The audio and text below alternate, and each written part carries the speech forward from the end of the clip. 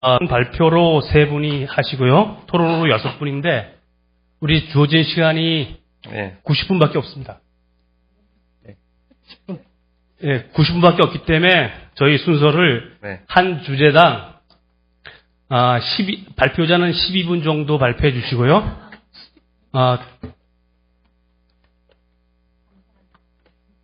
그렇습니까? 저희 30분 수년시켜도 되겠습니까? 여기 시간상 다른 분들이 발제 토론자 분들이 어려움이 있으시면 저한테 미리 얘기해 주시면요. 그래도 그 계획대로 하면 그 정도 끝날 것 같습니다. 그래서 한 발제당 한 12분 정도 발표해 주시고요. 네. 토론 문제도는 한 8분 이내로 토론해 주시면 5시가 좀 넘어서 끝날 것 같습니다. 네. 오늘 발제와 토론을 위해서 참석해 주신 우리 선생님들을 먼저 소개하도록 하겠습니다. 먼저 송창석 희망제식소 부수장님 나오셨습니다. 네, 안녕하세요.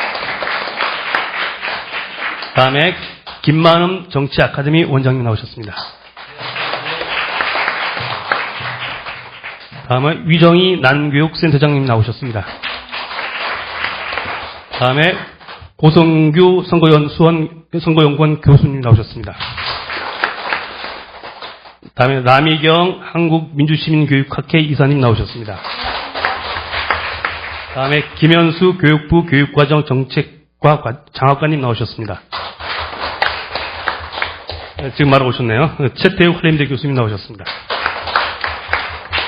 다음에 송태수 한국과학기술대학 고용노동연수원 교수님이 나오셨습니다. 다음에 이종훈 정치평론가님 나오셨습니다. 세미나는 효율적인 진행을 위해서 발제를 한 분 하시고 그 발제에 관해서 2분이 토론을 하신 다음에 다음 발제로 넘어가는 방식을 취하도록 하겠습니다. 주제 1, 주제 2, 주제 3으로 되어 있는데요. 먼저 주제 1, 선진 정치문화 형성을 위한 시민정치 교육에 관해서 송창석 부수장님께서 발제해 주시겠습니다. 네. 시간이 많이 지체되어 그래서 짤막하게 말씀을 좀 드리겠습니다. 이 독일의 정치교육, 또 대한민국에서는 이거를 민주시민교육, 왜 또 굳이 민주자까지 붙여야 될까? 그냥 시빅 에듀케이션, 시티즌십, 이런 용어로 대체가 안 될까? 근데 굳이 민주자를 붙이는 그런 것은 우리가 경험했던 역사적인 경험 때문에 민주라고 하는 용어를 앞에다 붙이는 것 같고, 저는 의도적으로 한 20년 전 정도 되는 것 같은데요. 예전에도 이제 이런 아까 이현주 의원께서 말씀하신 그런 내용을 주제로 해서 상당히 활발하게 논의가 있었고, 자료에 있던 것처럼 시민단체 진영과 또 여러 몇몇 주체들이 독일을 모델로 한, 독일의 연방정치교육을 모델로 한 민주교육 어떤 추진 체계 이런 것을 좀 만들면 좋겠다. 그래서 저도 독일 정책재단이랑 같이 일을 한 20년 전에 하다 보니까 우연치 않게 독일의 한 3개 정책재단들과 같이 또 그쪽 독일 연방정치권의 교육원에 가서 연수를 받을 기회도 있었고, 이러한 것을 제도화하기 위해서 관여를 하면서 제 이 글은 좀 창피스럽지만 예전에 그때 논쟁점을 정리해 놓은 상당히 오래된 논문입니다. 근데 그 논문은 아직도 지금도 유효한 현실이라는 거죠.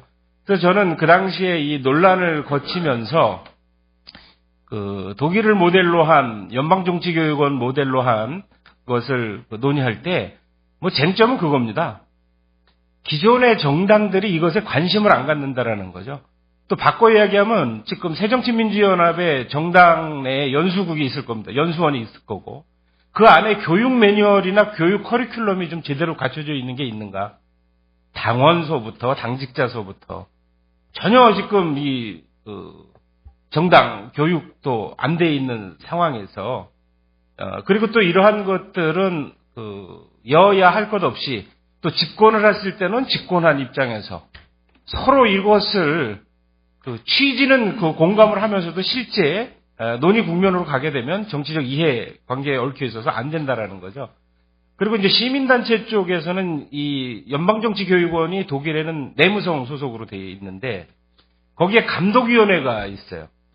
근데 대한민국 정치 현실에서는 시민단체 쪽은 이것을 총리실 소속으로 둬야 된다고 주장을 했었고, 저는 국회 소속이나 그 인권위원회나 방송통신위원회 예전에 이런 것처럼 별도의 독립적 그 기능과 위상을 갖지 않으면 금방 파토납니다.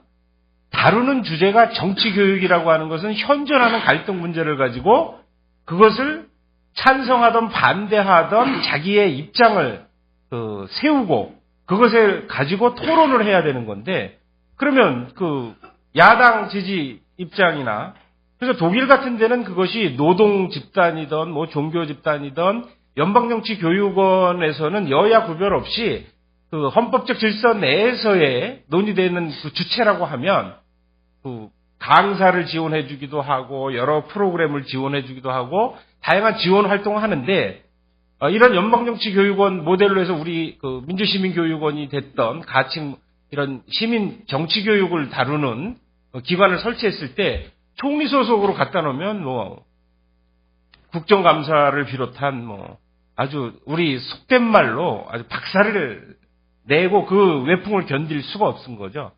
그래서 저는 아예 그럴 바에는 국회 내 소속으로 두고 여야 정치적인 권력 그 균형을 이룰 수 있도록 원내 교섭단체까지 포함하든지, 그래서 그러한 것들을 그 감독 운영할 수 있는 그 운영 체계를 갖춰놓지 않으면 이거는 한국적 상황에서는 뭐 너 죽고 나 살기식으로 제로성 개념에 입각해서 운영하는 거기 때문에 불가능하다라는 거죠. 그래서 이걸 넘어서려고 하면 논쟁거리가 생깁니다. 어느 부에도 속하지 않는 독립적인 위원회를 둔다라는 것이 뭐 위헌적 요소가 있다는 시비서부터 여러 가지 그 내용이 나오는 거기 때문에, 그래서 그런 논쟁을 저는 한 15년 전에 이걸 지켜보고 저도 참여를 해서 제안도 해보고 했는데, 시민단체는 총리실로 가야 된다.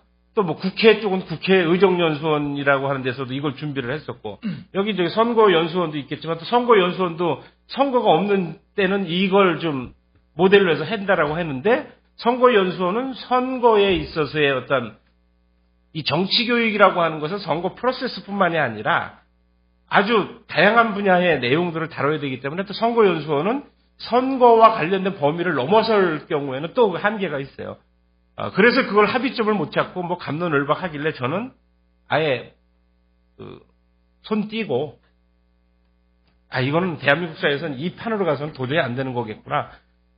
그러는 와중에 이미 여성이나 환경이나 통일이나 인권이나 여러 각 주제별 소관 부처별로 그거와 관련된 공모사업 형식으로 교육 지원 사업들을 하고, 안전행정부에서 연도는 정확히 모르겠지만 한 150억 원 정도의 규모를 민주시민교육 지원 사업이라고 해서 하고 있죠. 근데 이것이 MB정부와 박근혜 정부 오면서 듣도 보도 못한 단체의 이념적인 뭐 이런 뉴라이트 계열이나 아니면 뭐 이상한 단체들의 지금 국정감사에서 늘 또 시비가 나오고, 이게 정권이 바뀜에 따라서 계속 각 총리실이나 안행부에서 지원하는 사업에 대한 시비가 붙는다라는 거죠. 그리고 중점적으로 지원하는 사업 내용들이 달라지고, 그래서 저는 이 논란과 관련돼서는 이걸 극복할 수 있는 대안을 마련하는 것이 뭐 가장 접경인 거고, 뒤에 저희가 이제 이 쟁점 사항에 대해서는 중요한 건 말씀을 좀 드렸고, 뒤에는 이제 파워포인트 자료로 제가 지금 퇴직을 하고 희망제작소라는 데서 한 4년 반 동안 해오면서 다양한, 이거는 여기 뭐 정치교육이다, 민주시민교육이라고 하는 용어를 저희는 안 씁니다. 마을 공동체, 소셜 디자이너, 지역을 기반으로 해서, 지역 공동체를 기반으로 해서 갈등과 그죠 과제를 찾고 이것을 실현하기 위한 다양한 활동들이 다름 아닌 민주시민교육이고, 그래서 저는 의도적으로 정치교육이라는 용어, 민주시민교육이라는 용어 다 빼고 그냥 지역 리더 교육이나 뭐 이런 식으로 하고 있는데, 요즘 뭐 사회연대 경제의 흐름, 뭐 협동조합이라든지 사회적 기업에 대한 필요성, 그다음에 마을 공동체와 관련된 다양한 뭐 자치단체별로 중점을 두고 있는 데도 있고 또 뭐 커뮤니티 비즈니스나 마을 기업 형태로 뭐 이런 것들을 운영을 해야 되는 상황에서 놓고 봤을 때 그동안 뭐 사회적 자본 형성이랄까요? 공동의 목표를 위해서 사람들이 협력할 수 있는 네트워크도 다 끊어졌고 자기 대문방 문제에 대해서 전혀 관심을 갖지 않는 그러한 상황 이걸 좀 바꿔 나가는 그래서 가장 밑바닥인 뿔뿔이 기초인 지역에서부터 변화의 주체를 만들어낸다고 하니까 또 그것도 어폐가 있겠지만 스스로 그죠? 지역을 변화시키는 주체로서 그래서 이러한 것들이 형성이 되지 않고서는 사회연대 경제도 물거품이고 마을 공동체도 물거품이거든요.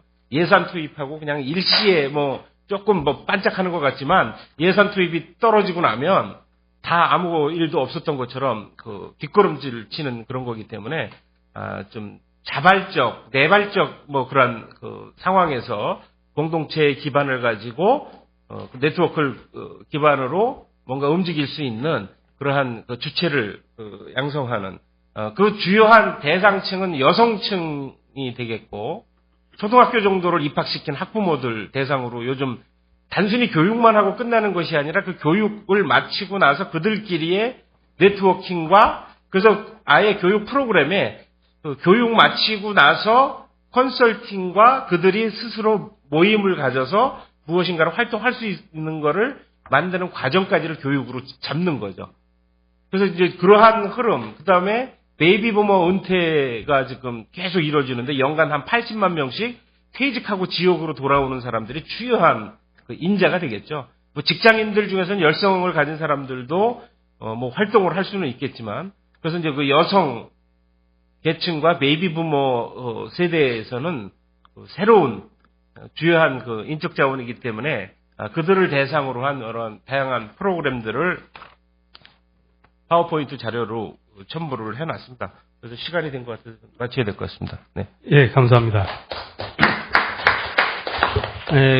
저희가 발제자분들이 얘기한 주제에 대해서 그 발제 관련된 지정 토론자분들이 말씀해 주시고요. 나중에 전체 토론 기회를 한번 가질 테니까 다른 분 토론에 관련된 건 나중에 좀 해주시면 고맙겠습니다. 바로 우리 김만음 한국정치 아카데미 원장님께서 토론해 주시겠습니다. 네, 안녕하세요. 김만음입니다. 아까 이현지 의원님 발표가 끝나고 나니까 자리가 많이 비었나 했더니 보니까 발표자들 10명이 앞에 나와버리니까 자리가 조금 이렇게 빈 느낌이 드네요. 마침 송창섭 박사께서 원래 보내줬던 원고는 독일의 교육 기관 중심으로 했었는데 조금 그래서 제가 좀 괴리가 있다는 느낌을 가졌는데 오히려 발표 내에서는 제가 생각하는 것하고 유사한 발표를 좀 해주신 것 같습니다. 제가 무슨 생각을 가지고 있냐면은요, 시민교육 또는 정치교육을 이야기하는데 어떤 내용을 누가 가르친단 말인가 그 말입니다. 민주주의란 말을 하고 있지만은 역시 굉장히 추상적인 얘기고 그 점에서는 이후에 이제 고성규 교수 등이 발표를 하겠지만은 우리나라 중고등학교에서 대학교 이르기까지 민주주의 이야기는 서구 이론가들 몇 개 갖다 놓은 겁니다. 성호 박사 지적했다시피 지금 우리의 정치 현실에서 어떻게 행동하고 어떻게 조정하는 것이 민주주의인가 이런 과정들에 대한 학습과 이런 논의들이 거의 없는 상태입니다. 그래서 이걸 가지고 그러면 누가 교육을 할 것인가? 교육한다면 되게 교사, 강사, 교수를 얘기하는데 그 교수도 사실은 마찬가지입니다. 제가 보기에. 그래서 여러분들이 보기에도 여기 발표자 중에서 누가 제일 민주시민 같은 거 있다면 나중에 한번 보십시오. 누가 약속을 잘 지키고 남을 배려하는 것처럼 보이는가 한번 보시기 바랍니다. 저는요, 우리나라 상황을 얘기하자면은 우리나라 공동체 양식에 대한 고민이 별로 없었다. 민주주의에 대한 사실상의 고민이 없었다라는 말씀을 드리고 싶습니다. 전통시대에는 유교의 바탕을 두든 뭐 하든 신분제든 뭐든 간에 거기에 따른 사회의 원리가 있었다라는 겁니다. 되게 이제 새롭게 우리가 근대사회로 시민주체가 되는 근대사회로 바뀌었다면은 근대 우리가 시민의 토대를 둔 유교의 원리가 어떻게 형태로 바뀔 것인가 아니면 뭔가 새롭게 들어올 것인가라는 것인데 유교를 중심이 됐던 우리의 전통 문화라든가 전통 공동체 원리는 전 근대적인 것으로 버려버린 것처럼 됐다. 대신 들어온 게 뭐냐? 형식상으로는 민주주의하고 또 종교는 뭐 기독교가 많이 들어왔다라고 할 수 있는데 기독교라는 것이 우리 사회에 공유하는 원리로 작동한다기보다는 교회 내 일부 세력들의 원리가 작동이 되고 있어서 굉장히 취약합니다. 그 점에서는. 우리나라 어느 사회든 간에 공동체 원리가 되는 그 중심에 종교라는 것이 자리를 잡고 있는데 우리 경우에는 우리의 보편적인 사회 구조를 이끌어가는 핵으로서의 종교라는 것이 사실은 상실되어 있다는 것이고 민주주의라는 것이 여러 사람들이 더불어 살아가는 원리인데 우리는 마치 독재 정권만 물러가면 민주주의가 되는 것처럼 생각했다라는 겁니다. 우리가 그 교과서적으로 얘기하면은 여러분들 아까 교수가 얘기하든 누가 얘기하든 간에 민주주의는 시민의 뜻에 따른 정치다라고 얘기를 하는데 시민이 한 사람이라면 괜찮습니다. 근데 다양한 개인과 집단으로 이루어진 시민들이 있는데 어떤 의견을 받아들이는 게 민주주의겠습니까? 쉽게 이야기하면 이 중에서 그냥 다수결에 따르는 게 민주주의다라고 얘기할 수 있겠죠? 그러면은 다수가 10명이 있는데 9명이서 한 사람을 죽여버리겠다. 그러면 동의할 수 있겠습니까? 대부분 동의 못한다고 할 겁니다. 그럼 어떤 조건 속에서 그럼 동의가 가능할 것인가? 다양한 얘기가 가능할 겁니다. 뭐 단순 다수결로 얘기하면은 국회는 다수당인 왜 새누리당을 따라가야 되는데 민주당은 수정치 민주당 왜 버팅기고 있습니까? 여러 가지 이런 것들에 대한 고민이 없이 지나갔다 사실은. 저는 이게 독재 정권이 물러간 이후에 우리의 민주주의 과제가 고민해야 될 부분인데 고민하지 않고 지나갔다. 여기에는 제가 말씀드렸던 몇 가지 요인 외에 우리나라 또 특수한 배경으로는 굉장히 다른 나라에 비해서 강한 단일민족 개념이 있다. 우리는 단일민족이기 때문에 그냥 독재 권력만 물어가면 좋은 민주주의 할 것처럼 보였다. 그런데 우리가 나쁘다고 욕하는 권력도 다 우리 시민들이 지지해 준 것이고 1987년에 다시 대통령이 됐던 노태우 대통령도 유권자의 36.6%가 지지해줘서 당선이 된 것이다. 이랬을 때 어떻게 더불어 살아갈 것인가에 대한 우리가 먼저 좀 고민을 해야 된다는 겁니다. 그래서 사실은 무슨 내용을 가지고 누가 주체가 돼서 가르칠 것인가에 대한 선행적인 과제가 먼저 던져져 있다는 말씀 드리고 싶습니다. 그 점에서 저는 정치인 교육은 나중에 재태욱 교수께서 발표를 하시겠지만은 필요성은 절감하고 있지만은 시민교육이라는 것이 과연 학교 밖에까지 필요할 것인가라는 생각을 갖고 있고요. 그 선행 과제로서 저는 먼저 뭐가 중요하다라고 보느냐면요. 바로 정치 현장, 정치인들이 굉장히 중요하다라고 보고 있습니다. 그리고 시민교육 문제가 필요하다면 교과 과정에서 어떻게 잘 반영할 것인가가 우선 필요하지 않는가라는 생각이고요. 제가 마지막 결론에 그런 걸 썼습니다. 좋은 시민이 좋은 정치를 만든다. 그 나라의 정치는 시민의 수준에 따라간다라는 이런 얘기인데 뭐 궁극적으로 이거 장기적으로는 맞는 말입니다. 그러나 저는 단기적으로는 좋은 정치가 좋은 시민을 만든다고 봅니다. 우리가 경제학적으로 이야기할 때 수요가 공급을 창출한다는 말이 장기적으로 맞을지 모르지만은 공급이 수요를 창출한다는 그 세이의 법칙이라는 게 있지 않습니까?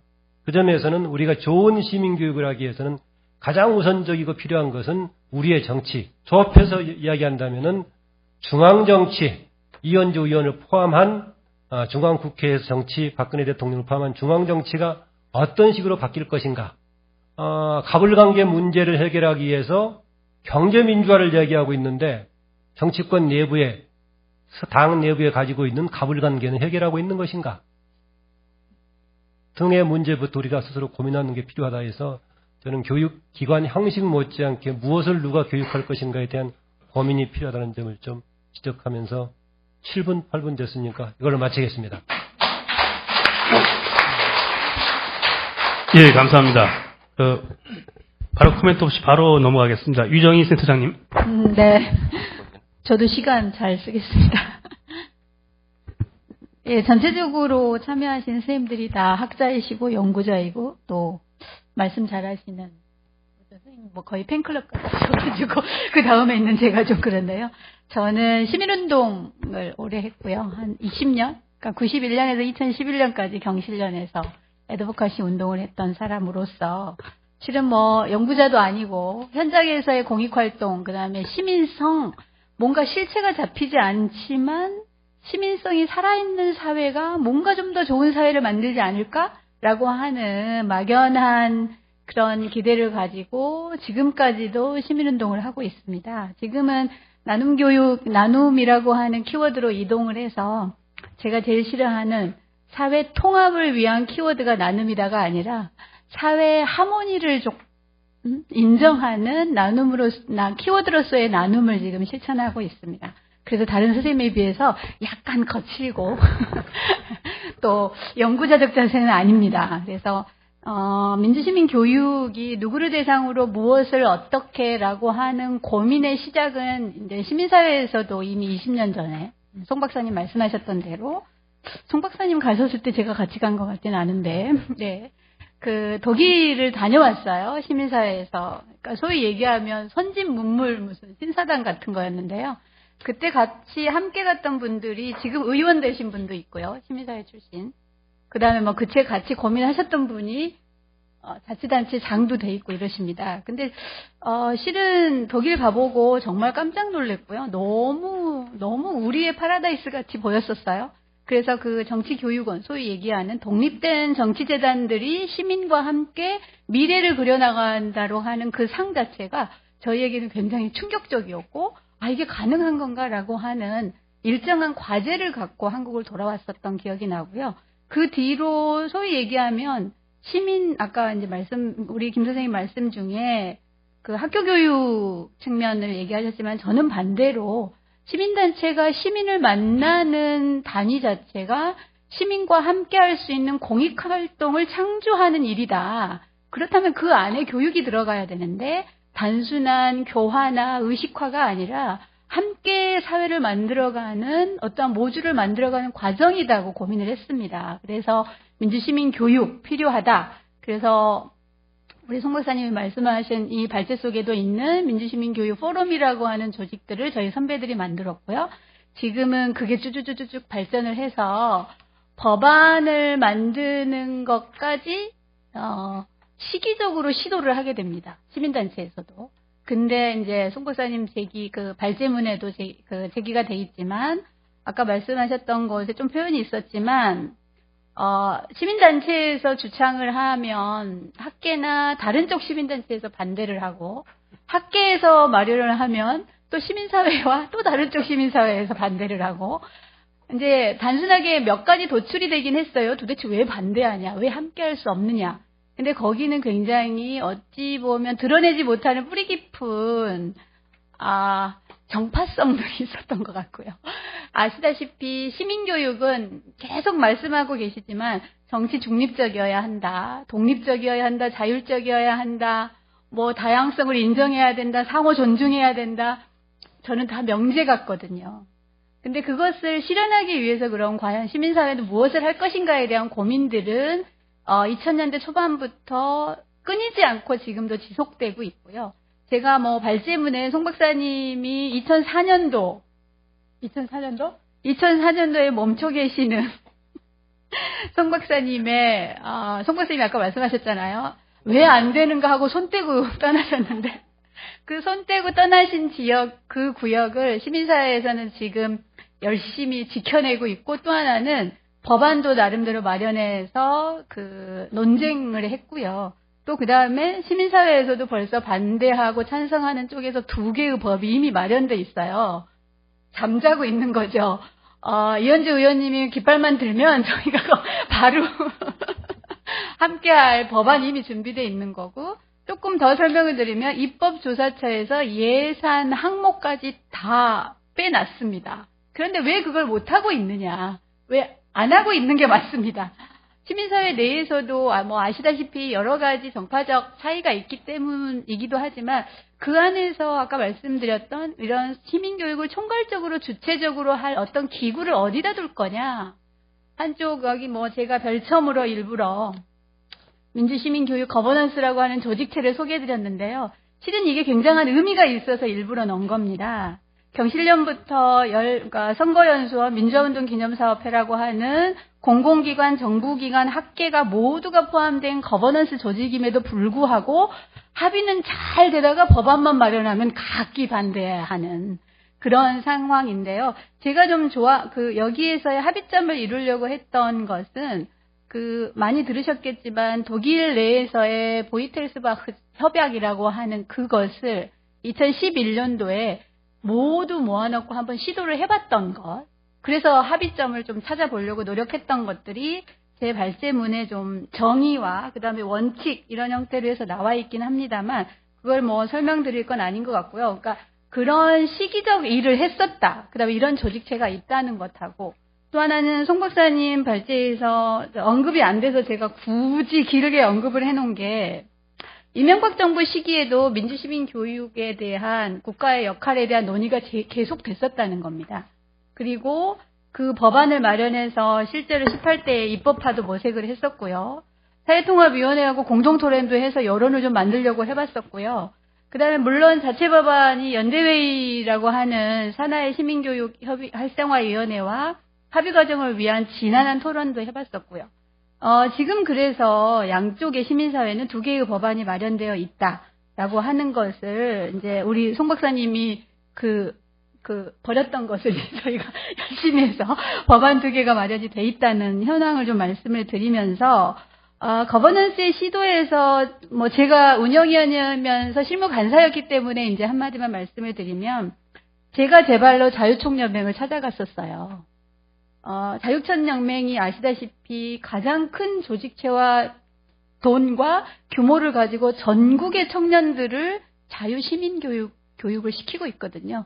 그래서 교재에 대한 검토를 함께 해봤던 경험이 있어서 그 선생님이 끌어내는 것까지 상당히 오랜 시간이 걸리긴 했지만 사실은 그런 활동들을 과감하게 좀 시도도 해보고 이런 과정들이 조금 더 지속됐으면 좋겠다는 생각은 해보고 있습니다. 왜냐하면 당연히 또 법안까지 가면 어느 단위는 또 반대하고 나설 거니까 그 반대하기까지의 과정을 오히려 함께 모여서 하는 단위가 좀 거버넌스 조직처럼 좀 생겨났으면 좋겠다는 거고요. 마지막으로 저는 우리 송 박사님이 제기하셨던 이제 국가적 지원 시스템이 필요하다. 정말 격하게 동의를 하면서 조금 다른 측면은 이렇게 기존의 이제 민주시민 교육의 지원 과정이라던가 이런 부분에 대해서 누구도 반론을 제기는 하지 않을 것이다. 하지만 초점은 어떻게 시민 참여와 그다음에 공공성이라고 하는 측면으로 우리 사회의 정책적, 이념적, 그다음에 뭐 분단 상황이기 때문에 올 수밖에 없는 그런 문제들, 또 그다음에 격차 사회이기 때문에 겪을 수밖에 없는 그런 문제들을 어떻게 합리적 배려와 공공성을 내면화하는 과정으로 잘 해결해 나갈 것인가라고 하는 과정의 설계가 굉장히 중요한 것 같다. 그래서 앞으로 민주시민 교육, 정치 교육 이런 측면에서의 지원 제도를 만들 때는 각기 다양한 목소리를 모아낼 수 있는 구조로 설계가 돼야 한다는 것이고요. 현재 지금 저희가 인성교육진흥법이라고 하는 게 국회에 상정이 돼서 상당히 우려를 가지고 있습니다. 시민사회에서는. 이 100여 명 넘는 의원님들이 합의를 해서 지금 굉장히 걱정스러운데요. 정의화 의장님께서 대표 발의를 하셔서 인성교육진흥법이라고 해가지고 또 법안이 올라가 계세요. 근데 그거부터 저는 실은 문제 제기가 공론화되었어야 하는데 그 과정 없이 지금 했는데 저희가 모를 수도 있는데요. 그 과정이 하나가 좀 저희가 좀 관심을 갖고 지켜봐야 된다라고 하는 생각이 들고요. 하나는 선거연수원에서 조용히 선거정치교육지원법이라는 거를 또 만들어서 내고 있으십니다. 그런 이미 가 있는 곳에 대한 보완들도 저희가 다 함께 고민해야 될 주제가 아닌가라는 말씀을 드리면서 꼭 113페이지에 있는 민주시민교육 거버넌스라고 하는 설명을 한번 봐주십사 하면서 제 발제를 마치도록 하겠습니다. 감사합니다. 예, 감사합니다. 제가 자꾸 시간적인 압박을 주는 것 같아서 죄송스럽습니다. 일단 주제 1에 시민을 대상으로 한 정치교육에 관련된 발제와 토론은 마치도록 하겠습니다. 주로 이제 시민 정치교육의 내용이 주체가 방법이 어떠해야 되는가를 둘러싸고 발제와 토론이 이루어진 것 같습니다. 주제 2로 들어가서요. 교과과정, 학교교육에서의 시민 정치교육과 관련된 발제와 토론을 듣도록 하겠습니다. 먼저 발제로 고성규 교수님께서 해주시겠습니다. 네, 방금 소개받은 선거연수원의 고성규입니다. 우선 이렇게 영광스러운 자리에 그 발표를 할 수 있게 자리를 마련해 주신 이현주 의원님께 감사를 드리고요. 이제 저는 그 선거연수원이라는 곳에 있다 보니까 제가 직업상 이렇게 그 학교 교육이랄까 학생들한테 그 시민교육을 할 기회들이 종종 있습니다. 왜냐하면 뭐 앞에서 이제 나왔습니다만 그 이제 한국 사회 투표율이라든지 정치적 무관심이 이제 많이 늘어나는 것, 그 무관심이 증가하고 있는데 투표율은 감소하고 있고요. 뭐 어느 사회나 비슷하게 어떤 그 20대 젊은 층들의 투표율이 낮은데, 근데 제가 최근에 이렇게 그 87년 이후에 한 20년 가까이 그 이렇게 투표율의 변화를 보면 그러니까 87년 이후에 20대들이 이제 20년이 지나가지고 40대 후반이 돼도 투표율이 많이 올라가지 않습니다. 이게 왜 이럴까를 보니까 그러니까 20대 때 처음 투표할 때 20살 때 투표를 안 하기 때문에 내가 투표를 함으로 인해서 갖는 정치적 유효성 감각이라죠. 그러니까 내가 투표를 함으로 인해서 무엇이 변하는지를 모르고 크기 때문에 그 이후에 나이를 먹으면서도 안 하게 된다는 것이죠. 그러다 보니까 지금까지 한국의 투표율은 그 20대, 30대가 투표를 작게 하더라도 40대, 50대, 60대가 되면서 투표를 많이 했습니다. 그러다 보니까 높은 투표율을 유지했거든요. 근데 지금은 나이를 먹어도 투표를 하지 않기 때문에 투표율이 낮을 수밖에 없다는 거죠. 뭐 그런 측면에서 이 자라나는 미래 세대, 그러니까 이제 미래 저희는 이제 유권자라고 하는데 이 청소년들에 대한 이런 시민교육, 정치교육, 선거교육을 이제 해야 되는 뭐 그런 부분. 또 하나는 이제 제가 개인적으로 그 경험을 한다고 할까요? 이제 저도 아이가 둘인데 초등학교 6학년하고 고3이 있습니다. 근데 이제 어떤 일이 있었냐면 2011년 그 일본에서 이제 3.11 대지진이 있었습니다. 그때 제가 거기에 아이들하고 같이 있었거든요. 근데 한국의 아이들은 그때 이제 지진이 나가지고 이제 대피소에서 대피를 하고 있는 상황인데 한국의 대부분의 아이들은 주는 건빵하고 주먹밥만 먹습니다. 그리고 중국의 학생들은 그 집에서 그 냄비라든지 프라이팬을 갖고 와가지고요 나무를 그 이제 피난소 옆에 저희 그 이렇게 울타리처럼 나무가 있으니까 거기에 오래된 나무들을 주워다가 불을 떼서 물을 끓여서 밥도 해먹어요. 또 하나 유럽의 친구들 이제 그 북유럽의 친구들 유럽의 친구들도 그렇게 하더라고요. 그래서 이게 근본적인 차이가 뭘까? 제가 말씀드리면 여기서 말하는 민주 시민으로서의 그 문제 해결 능력이라는 겁니다. 그러니까 학생들이 결국 이제 그 우리는 이렇게 초등학교, 중학교, 고등학교 거치면서 그러니까 학교에서 그러니까 그 당시 직면하는 문제 해결 능력들을 키워줘야 되는데 제가 이따가 말씀드리겠지만 우리에서는 학교에서 공부만 하라고 합니다. 또 공부를 해야만 하고요. 그러다 보니까 결국 이런 문제가 갭이 발생하는 거죠. 제가 이제 마지막에 여기다 지금의 청소년들을 대기자라는 얘기를 썼거든요. 그러니까 고등학교를 졸업을 하고 대학을 가고 난 다음에 뭐를 해라든지 또는 어떻게 보면 그죠? 유권자가 된 다음에 또는 사회의 성원이 된 다음에 뭔가를 하라고 하는 그러니까 대기하고 있다가 때가 되면 하라는 그런 식으로 묶여 있는 그런 어떻게 보면 그 객체화대랄까요?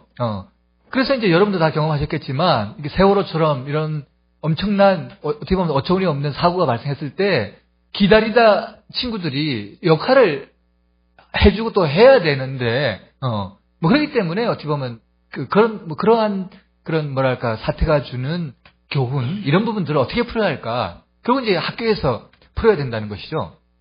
그래서 여기서 이제 제가 그 말씀드리고자 하는 내용들은 뭐 개념이나 이런 부분들은 우리가 이제 앞에 이현주 의원님께서 발제를 하셨고 다른 분들 많이 하셨기 때문에 이게 한국에서는 뭐 민주 시민교육 또는 시민 정치교육 또는 뭐 정치교육 여러 가지. 근데 어떤 그 엄밀한 의미에서는 이게 이제 약간의 차이가 있긴 합니다만 근데 어쨌든 그 우리 민주 시민교육이나 시민교육이나 어쨌든 그 민주주의 시민사회의 자질을 육성하고 시민성을 함양하고 이런 부분이 크게 다르지 않습니다. 그리고 그런 것들을 이제 가르치는 것이 학교에서 뭐 사회문화, 사회과고 정치 과목이고 이고요. 그리고 그런 것들을 우리 그 교육기본법에서도 그 자주적인 생활 능력이라든지 민주 시민으로서의 필요한 자질을 갖추고 인간다운 삶을 영위하도록 하고 민주주의 국가 내 발전에 이제 기여할 뿐만 아니라 인류 공룡에도 기여해야 되는데 아까 제가 말씀드린 대로 전기도 물도 없는 상황에서는 인류 발전은 고사하고 자기 몸도 앞가림도 못하는 이런 청소년들이 숱하다는 거죠. 뭐 그런 부분에서 또 하나 이 제7차 사회과 교육에서 또 이게 그 사회교육과의 목표들을 저는 민주시민 그 민주사회의 구성원에게 요청되는 가치나 태도, 또 그런 민주시민의 자질을 육성하는 교과라고 한다고 하지만, 실제로 이 그 학교에서 교육하는 이제 내용 같은 것들을 본다고 한다면, 그렇게,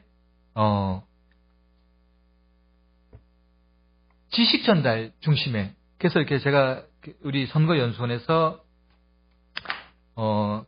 이게 교육과정평가원에다가요, 의뢰를 해서 고등학교 수업에서 어떤 걸 가르치고 있는지를 좀 조사를 해달라고 의뢰했었습니다. 그랬더니만, 여기 자료집 이제 129페이지하고 130페이지에 이렇게 결과가 나와 있습니다. 보시면, 이게 시민의 자질을 이제 기르는데 우선은 알아야죠. 자질이 무엇인지, 어떤 덕성을 필요로 하는지를 알아야 되죠. 그렇죠? 그러니까 이제 이게 지식에 대한 부분이 있고, 기능, 어떤 자신이 역할을 해야 되잖아요. 그렇죠? 그리고 어떤 민주적인 가치라든지 가치를 습득하고 어떤 태도를 가져야 되는데, 이게 지금 현재 사용되고 있는 법과 정치라든지 정치를 가리키는 교과서에 보면은 대부분들이 지식을 전달하는 부분들에 치중되어 있는 것이죠. 기능이나 이 가치 부분들이, 태도 부분들이 비율이 작습니다. 다른 출판사에서 천재출판사, 금성출판사를 보더라도 천재출판사 같은 경우는 지식으로 분류될 수 있는 게 76이고요. 기능하고 그 가치 태도는 11, 18밖에 안 된다는 것이죠. 그리고 이제 저도 아까 이제 그 발제에서 나왔습니다만 저희 때는 뭐 정치, 문화, 사회, 세계사, 국민일 이런 건 암기 과목이라 가지고 저도 고등학교 때는 이 암기 과목 목표 만점이었습니다. 대부분 아마 그래서 우리 여기 정도 온 거라고 생각되는데요. 제 이제 큰 아이가 고3인데요. 가끔 물으면 이거는 외우면 되는 거 외우면 되는 거 아니야라고 말하기가 어려울 정도로 많은 사고력이라든지 많은 생각을 하는 내용들이 로 이제 바뀌어져 있고 그런 교과로 바뀌어져 있습니다. 그리고 제가 그걸 보니까요. 제가 정치학을 공부했는데 제가 공부하기 할 과정에서 배웠던 기본적인 개념들이 다 있어요. 그러니까 아까 말씀드린 대로 그 정치 과목이 여기서 제가 잠깐 언급을 했습니다만 어떻게 보면 정치학자를 만들어내기 위한 고등학교 수업이 아닌데도 불구하고 너무 많은 지식들이 가르쳐요. 그러다 보니까 가르치기도 어렵고 배우기도 어렵다는 거죠. 그래서 이런 문제점을 이제 해결하기 위해서는 어떻게 해야 하는가? 아까 이제 저희 선거연수원에서는 독일하고 연방정치교육원하고 이제 MOU를 맺어가지고 이제 2년에 한 번씩 세미나도 하고 교류를 많이 했습니다. 그래서 이제 독일은 국가 중심의 어떤 시민교육을 하다 보니까 우리는 이제 어떻게 보면 알게 모르게 이제 그런 국가 중심의 시민교육에 대한 반감이랄까 이런 것들이 있었고 해서 근데 스웨덴 같은 경우는 이제 시민 진영 그러니까 위원회이긴 한데요. 시민단체들이 이런 시민교육을 많이 하고 또 시민교육뿐만 아니라 학교에서 가르치는 것들이 어떤 것인가를 이제 보기 위해서 제가 관심 있게 여러 가지를 살펴봤는데 어쨌든 최근에 여기서 제가 해놓은 것들이 이제 학교 민주주의라 해서 학생들이 대부분 학교에서 이제 생활하지 않습니까? 그렇죠? 그리고 최근에는 이제 학교에서 창의 인성교육이라든지 동아리 활동이라든지 봉사 활동이라든지 여러 가지 통해서 그런 체험 활동이라든지 이런 것들 할 수 있는 기회들이 많이 늘었습니다. 그리고 심지어 이제 저희도 같이 이제 연구를 해봤습니다만 체육, 음악, 미술, 합창 같은 거에 그러신 거지 않습니까? 합창은 내가 혼자만 하는 것이 아니라 여러 사람들 각각의 목소리 톤들을 조합해서 배려해야 되고 협동해야 되고 내가 소리를 내야 될 땐 내야 되고 또 줄여야 될 땐 줄여야 되고 이런 것들을 통해서 민주 시민으로서의 자질들을 다 교육하는 것들도 가능해지고 그러다 보니까 이제는 이런 학교에서 그러니까 나온 다음에 사회에서 그런 또 가정에서 민주 시민교육이 시민교육이나 정치교육이 이루어지는 것이 아니라 이런 것도 학교에서 이루어지는. 그래서 뭐 스웨덴 같은 경우는 이제 학교 민주주의라 그래서 뭐 구성은 여기 이제 134페이지 그림이 있습니다만 조직 구성도는 한국과 똑같습니다.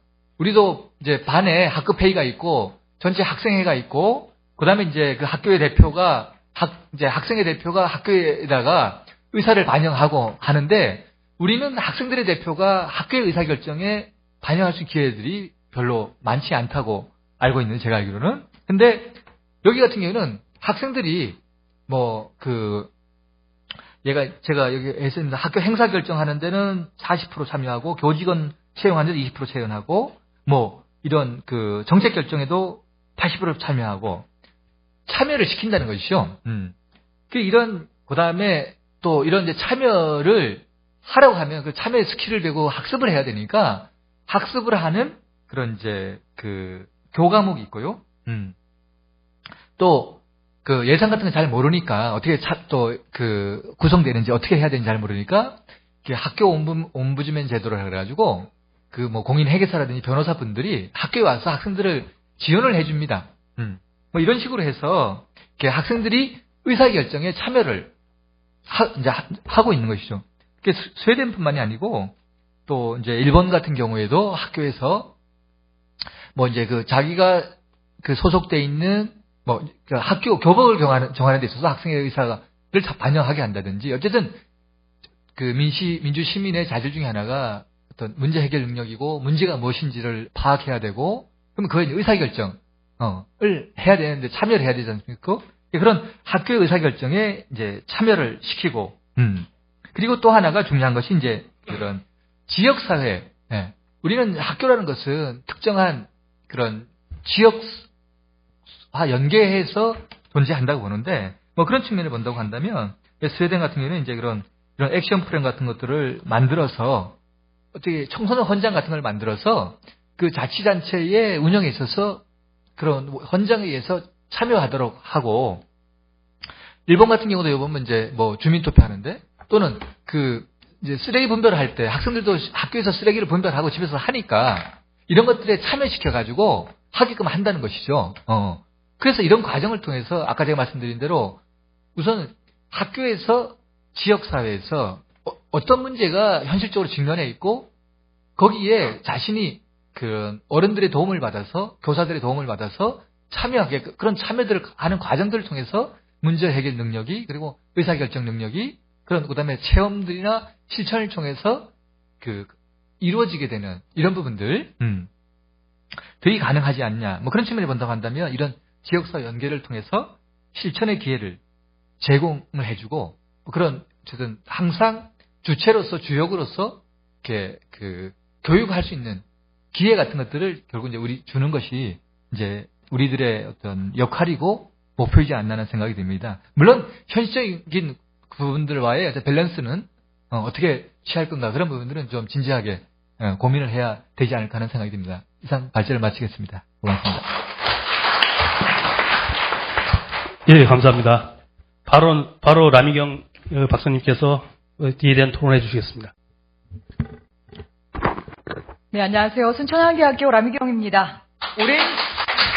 오랜 시간에 거쳐서 또 같이 비슷한 다픽으로 물론 1세션, 2세션이 좀 다릅니다만은 진행하니까 조금 지루하시죠? 괜찮으세요? 예. 저는 이제 오늘 이제 고성규 교수님이 발제해 놓은 학교 교과 과정 속에 있어서의 이제 정치 교육, 또 시민 교육이라는 부분들을 중심으로 해서 이제 토론을 할 텐데요. 저는 순천향대학에 있으면서 대전 MBC에서 이 시사 광장이라는 걸 하나 진행을 하고 있습니다. 근데 정치 문제와 교육 문제만 나오면요. 전부 다 전문가예요. 모두 전문가예요. 나오는 패널이 학자, 시민사회 단체, 학부모, 뭐 막론하고 누구든지 나오면 다 전문가가 다 돼요. 그래서 가만히 들어보면 어느 누구도 대안을 갖고 있는 전문가가 없다라고 하는 거죠. 근데 오늘 이제 우리 이원주 의원님께서 이제 굉장히 중요한 화두를 갖고 어떻게 하면 우리가 이제 선진 문화를 형성하기 위해서 이 정치 교육을 할 것이냐. 제가 말씀드렸죠? 정치 다 알아요. 교육 다 알아요. 둘 붙여놨어요. 다 하셔야 되죠. 오늘 이제 굉장히 오랜 시간 동안에 1세션부터 시작해서 지금 이제 다시 또 그 세 분의 발제와 이 6분의 토론을 들으셔야 될 텐데 아마 다 동감하는 내용들, 저거 다 알아. 저거 다 나왔단 얘기야. 해결할 수 있겠어? 해결할 수 없는 부분들을 제가 계속적으로 오늘 이제 질문을 좀 드려보겠습니다. 고등학교 3학년과 고등학교 1학년을 지금 강남에서 학교를 보내고 있고 학교 운영위원회를 참여하면서 스웨덴식 학교 민주주의 운영 방식 모양은 그대로 있어도 운영이 절대로 되지 않고 있구나라고 하는 거 실감하고 있습니다. 바로 전 덕성여대 조진만 교수께서 덕성이라고 하는 것 때문에 시민성이 바로 덕성을 갖고 있는 깨어있는 세련된 이런 것이다라고 해서 오늘 불러서 말씀하셨다고 하는데요. 모든 지금 현재 고등학교 교육과정에 있어서의 은미체 다 죽었어요. 며칠 전에 기말고사 끝났습니다. 기말고사의 은미체는요. 성적이 안 들어가니까 붙여버렸어요. 과목으로 인정도 안 했어요. 그냥 세트로 됐어요. 종합선물처럼. 그러고 나서 10문제 하고 그렇게 해서 점수도 주지 않고요. 그냥 뭐 통과 혹은 뭐 우수 형식으로 해서 이런 형식으로 줍니다. 7차 교육과정 통해서 굉장히 많이 변하려고 애썼습니다. 정치교육, 민주시민교육 이 부분 독일 거 모방해서 기관 모방하셨죠? 방법 모방하고 지금 말씀 여러 가지 의견 다 갖고 왔어요. 저도 지금 기억하기로 90년도 후반하고 2006년도, 4년도에 민주시민교육 어떻게 할 것인지 또 발제한 막 내용도 있고 막 글도 올리고 했었습니다. 안 됐어요. 오늘 고 교수님 갖고 오신 자료 중에서 뒷부분에 그 7차 교과과정 변경되고 나서 정치 관련된 부분에 지식적인 측면에 있어서의 그 부분 빼놓고는 그전 부분은 그전과 똑같은 양상으로 같은 내용 왔습니다. 그럼 오늘 이 중요한 시간, 이 더운 여름에 이 에어컨 틀어서 이 쾌적한 공간에서 이 시간 그냥 갈 수 있을 것이냐? 아니다라고 하는 거죠. 뭐가 문제냐라고 하는 부분들은 적어도 모두가 전문가인 여기에서 하나는 잡고 또 더군다나 여기는 이현주 의원님께서는 국회에서 발언할 수 있는 법으로 제정할 수 있는 그 힘이 있기 때문에 거기에 한 뒷받침을 한번 해보고 싶습니다. 민주시민교육 목표 2가지 있습니다. 하나, 민주체제 하에 있어서의 일체감, 응집성을 한번 어떻게 가질 수 있을 것인가 하는 게 하나 고민이 있습니다. 자, 또 하나, 민주체제 하에 있어서의 개인의 자율성, 개인의 어떤 자율성, 개인의 특수성, 개인의 개성 이 부분들이 그대로 다 드러날 수 있게끔 하자라고 한 2가지 양립할 수 없는 이 가치를 같이 갖고 있습니다. 자, 나를 따르라 응집하자. 아니다. 개개인들이 어떤 개성을 갖고 있는 확보한 그런 교육을 시켜나가야 할 것이다. 개인이 갖고 있는 우리가 성인이 돼서 갖고 있는 이런 이념적인 것이 아니라 시드니 법안은 일찍 얘기했어요. 만 14살이 되면요. 벌써 폴리티컬 오리엔테이션 다 됐어요. 1차 집단에서. 엄마 아버지로. 요즘 같은 경우에는 1차 집단에 있어서의 영향보다도 SNS라고 하는 부분을 통해서 더 많이 알아요. 일변 논란이 됐든 아니면 종북좌파 우리 지금 레토릭처럼 얘기하고 있는 이런 거에 갈림길이 돼서 어른들이나 학교 교육 이전에 그들은 먼저 SNS 노출이 돼서 그들이 어떤 판단을 하기 이전에 쉽게 생각하지 않고 뱉을 수 있는 행동할 수 있는 부분들이 굉장히 많이 마련이 돼 있지 않느냐라고 하는 거죠. 그런 예전보다 더 어려워졌습니다. 그냥 부모 말 잘 안 듣죠. 안 들어요. 통제할 수 없는 상황까지 왔습니다. 학교요. 학교 저희 아이들 둘 다 일반 고등학교를 갔습니다만은 일반 고등학교 그야말로 5명, 6명 데리고 수업하는 건 맞습니다. 지역이 저희는 또 강남이라서 전부 학원 선생님들한테 고개 숙이고 인사하고 아이들이 어떻게 변화가 있다는 것을 전화를 거기서 받고 있습니다. 학교요. 학교 운영에 들어가서 이번 세월호 같은 안전 문제에 있어서 이런 부분들에 대해서 논의하는 부분은 뒷전이고요. 어떻게 하면은 서울대, 어떻게 하면은 스카이대를 중심으로 더 많이 보낼 것인가라고 하는 거에 학부모들 요청도 많이 있습니다. 이런 것들이 선장입니다. 선진문화 형성하는 거 요원하지는 않지만 지금으로서는 조금 힘든 것 같습니다. 왜? 정치의 주체 후 누가 how, 어떻게, what, 뭘 어떻게 할 것이냐라고 하는 부분들이 지금 계속적으로 근원이 지금 하고 있지 않습니까? 자, 그래서 조금 다시 정리를 해보면 여튼 우리가 이제 민주시민 교육이나 혹은 지금 현재 이런 이 체제, 자유민주 체제 하에 있어서 기본적인 부분들은 각자의 민주화 이후에 있어서 개인의 욕구들도 굉장히 많이 충만해 있고 또 예전에 비해서 우리 일제강점기 이후부터 시작해서 6.25 일어나고 분단되고 개발 독재 그 사이에 있어서의 반공 이 교육 기제로 인해 가지고 여전히 그 교육을 받았던 요 틀이요 계속 찍어내기 싫어 왔습니다. 지금 이제 굉장히 중요한 부분들을 다들 이제 일부러 안 건드시는 건지 모르겠지만요. 만약에 SNS로 노출된 아이들이 정보를 얻었을 때, 정치에 관련 정보를 얻었을 때요. 이념적인 대결, 남남 갈등의 핵심 문제는 이념 문제로 기결이 돼야 되는데 그 문제 지금 다 안 건드리고 있습니다. 보수와 진보, 마리주와 보수와 진보지 한국사에 있어서의 우리가 서구에서 얘기하는 보수와 진보 형태가 갖고 있느냐? 이런 부분은 안 돼 있다라고 하는 거죠. 일제강점기 시기 지나서 전쟁과 분단 그 과정 거치면서 일제 친일 청산 안 됐어요. 어떤 교과서를 갖고 어떤 선생님한테 뭘 배우냐라고 하는 이 과정의 기본적인 사회적인 합의가 논의되지 않는 상태에 있어서의 번번이 치고받고 싸우는 부분들이 그대로 피교육자들에게 이 부분이 노출되고 있는데 이 부분들은 어떻게 수습을 해 나가야 되느냐라고 하는 부분이죠. 그래서 그런 부분들을 중심으로 해서 이제 고 교수님께서 정리를 해주셨던 것이 여튼 다양한 매체를 통해서 이런 SNS 노출 많이 됐기 때문에 이런 정치적인 기능을 중심으로 해서 이 부분들도 우리가 다시 활용하는 차원에 있어서 교육을 시켜나가는데 좀 정리를 해야 된다라고 하는 부분에 전적으로 동감을 합니다. 그리고 이제 두 번째는 지식에서 이제 실천, 참여 위주의 교육을 해야 된다라고 하는 부분들에 이제 10번 동감하면서요. 이제 아이디어 차원에 있어서 스웨덴 학교 민주주의 시스템이라는 것이 우리가 도용이 그대로 와 있긴 하지만 어떻게 운용할 것이냐라고 하는 운용이라고 하는 부분에 있어서 새로운 묘를 좀 발현해야 되지만 지금도 하나 또 잘 되고 있는 부분이 갈등을 해결하기 위한 이 훈련 프로그램에 관련된 부분들이 잘 돼 있어요. 요즘 이제 입시 위주로 가다 보니까 아이들이 부모한테 반말하는 거 또래들 한두 명밖에 없으니까 자기네들이 양보하고 참고 하는 거 잘 안 돼요. 그들끼리도 왜 요즘에 들어서 이 폭력이라는 것이 학교 사회에서 그렇게 많이 일어나는가 양상을 보게 되면은 바로 그 부분이에요. 참고 양보하는 부분 안 돼요. 그들끼리 언어로 소통하는 게 없어요. 또래 집단 내에 있어서 조정할 수 있는 그 부분이 힘이 없다라고 하는 거죠. 그러면 이제 저는 이 지식교육 굉장히 좋아요. 정치에 있어서 대학에서 교양에서 가르쳐야 될 그 부분을요. 고등학교에서 정치학에서 다 있더라고요. 그래서 대학에서 가르치려면 그거 다 알아요.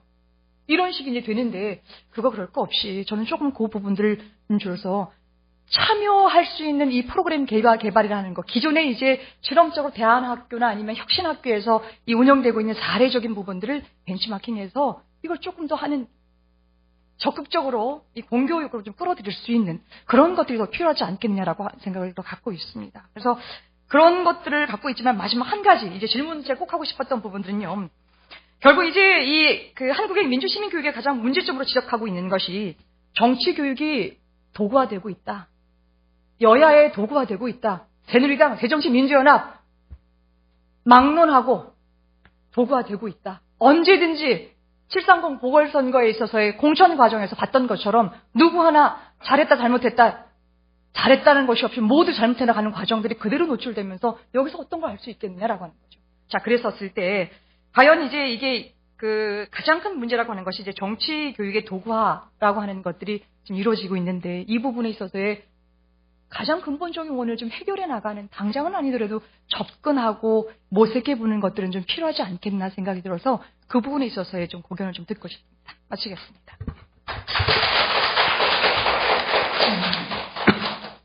예, 감사드립니다. 다음은 우리 교육부 정책을 담당하고 계신 우리 김원수 장학관님 말씀을 들어보겠습니다. 예, 교육부 김원수입니다. 반갑습니다. 오늘 이 자리에 초대해 주신 이은주 의원님께 감사드리고, 보통 이런 세미나를 하게 되면 의원님들은 대체로 나가시는데 끝까지 앉아 주시는 거 보고 저도 놀랐습니다. 이런 자리에 오면은 교육부는 항상 수세적인 느낌이 사실은 듭니다. 최근에 잘 아시는 것처럼 세월호 사건 이후에 근본적으로 인성교육이 문제가 되지 않느냐라고 해서 아까 어떤 분도 지적했었던 것처럼 인성교육진흥발의법도 나오고, 그리고 또 학교에서 나름대로 안전교육을 했지만 여전히 안전교육이 내면화되어 있지 않다라고 해서 새롭게 안전교과를 만들어서까지 교육을 해야 되지 않느냐라는 요구들이 좀 빗발치고 있는 것 같습니다. 그런 의미에서 아마 정치교육도 어쩌면은 그런 맥락이 아닌가라는 생각을 합니다. 아까 어떤 그 토론자 중에서도 정치 교육과 관련된 공무원 시험에도 도입을 해야 되고, 아까 의원님께서도 영국 같은 경우에는 시티즌십 교육을 필수화했다. 지금 현재 교육부가 새롭게 교육과정 개정을 개편 중에 있습니다. 이런 과정에서 이제 수많은 단체 기관에서 새로운 교과나 교육과정에 도입해 달라라는 요구들이 상당히 많습니다. 그래서 제가 지금 현재 이제 교육과정 개정을 하면서 민주 시민 교육과 관련된 내용을 제가 정리를 해보니까 그렇더라고요. 초중등 학교에서의 민주 시민 교육과 관련된 내용이 크게 세 가지 영역으로 나누어져 구성되어 있습니다. 첫 번째는 교과목입니다. 흔히 잘 아시는 것처럼 도덕윤리라는 교과. 두 번째로는 사회라는 교과. 그 외에 이제 역사, 기타 교과 등을 통해서 하고 있는 것 같습니다. 주로 이제 가장 많은 내용은 도덕과 윤리, 그리고 이제 사회에 예를 들면은 주로 이제 민주주의 교육과 우리나라 민주 정치 등에 대해서 내용이 되어 있고요. 중학교에서도 마찬가지로 정치 생활과 민주주의. 고등학교에서는 주로 이제 법과 정치라는 교과목이 하나 있습니다. 이걸 통해서 학생들이 이제 공부를 하고 있습니다.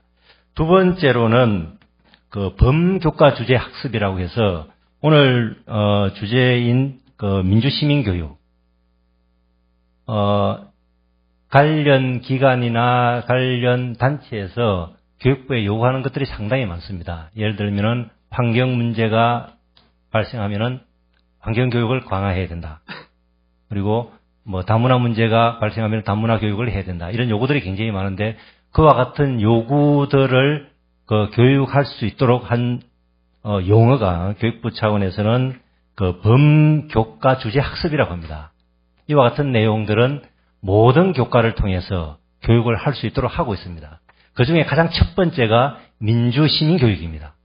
그러니까 교육부 차원에서 학생들 교육할 때 범교과, 모든 교과를 통해서 가장 우선시하고 있는 교육 주제가 민주시민교육이다. 학교 교육에서는 어쨌든 민주시민교육을 가장 중요시하고 있다라는 것을 좀 이해해 주시면 좋겠고요. 마지막으로는 우리 아마 여기 계시는 분들은 잘 아시겠습니다만 학교 다니실 때 특별 활동이라고 많이 하셨을 겁니다. 또는 학급 활동. 그러니까 학급 활동이라고 하면 홈룸이라고 그랬죠. 그 시간에 이제 학급에서 일어나는 여러 가지 회의도 하고 정교 어린이회, 학급 회의 이런 걸 했지 않습니까? 그와 같은 활동을 할 수 있는 시간을 창의적 체험 활동이라고 합니다. 지금은. 그 중에 이제 자율 활동이 있는데 그 활동 시간을 통해서 이제 학생들이 할 수 있는 자치 활동이 있습니다.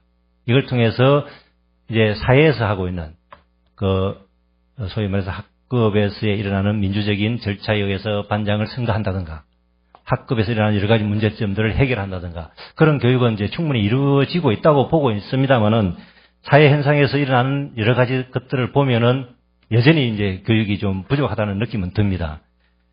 그래서 지금 현재 교육부는 우리 고 교수님께서 발표하신 내용 중에도 그런 내용이 있습니다만은 정치와 관련된 내용이 주로 지식과 기능 위주로 되어 있다. 태도와 관련된 내용이 좀 부족하다라는 의견에 저도 전적으로 동감을 합니다. 아마 이제 그런 문제는 좀 있을 것 같다는 생각이 들어요.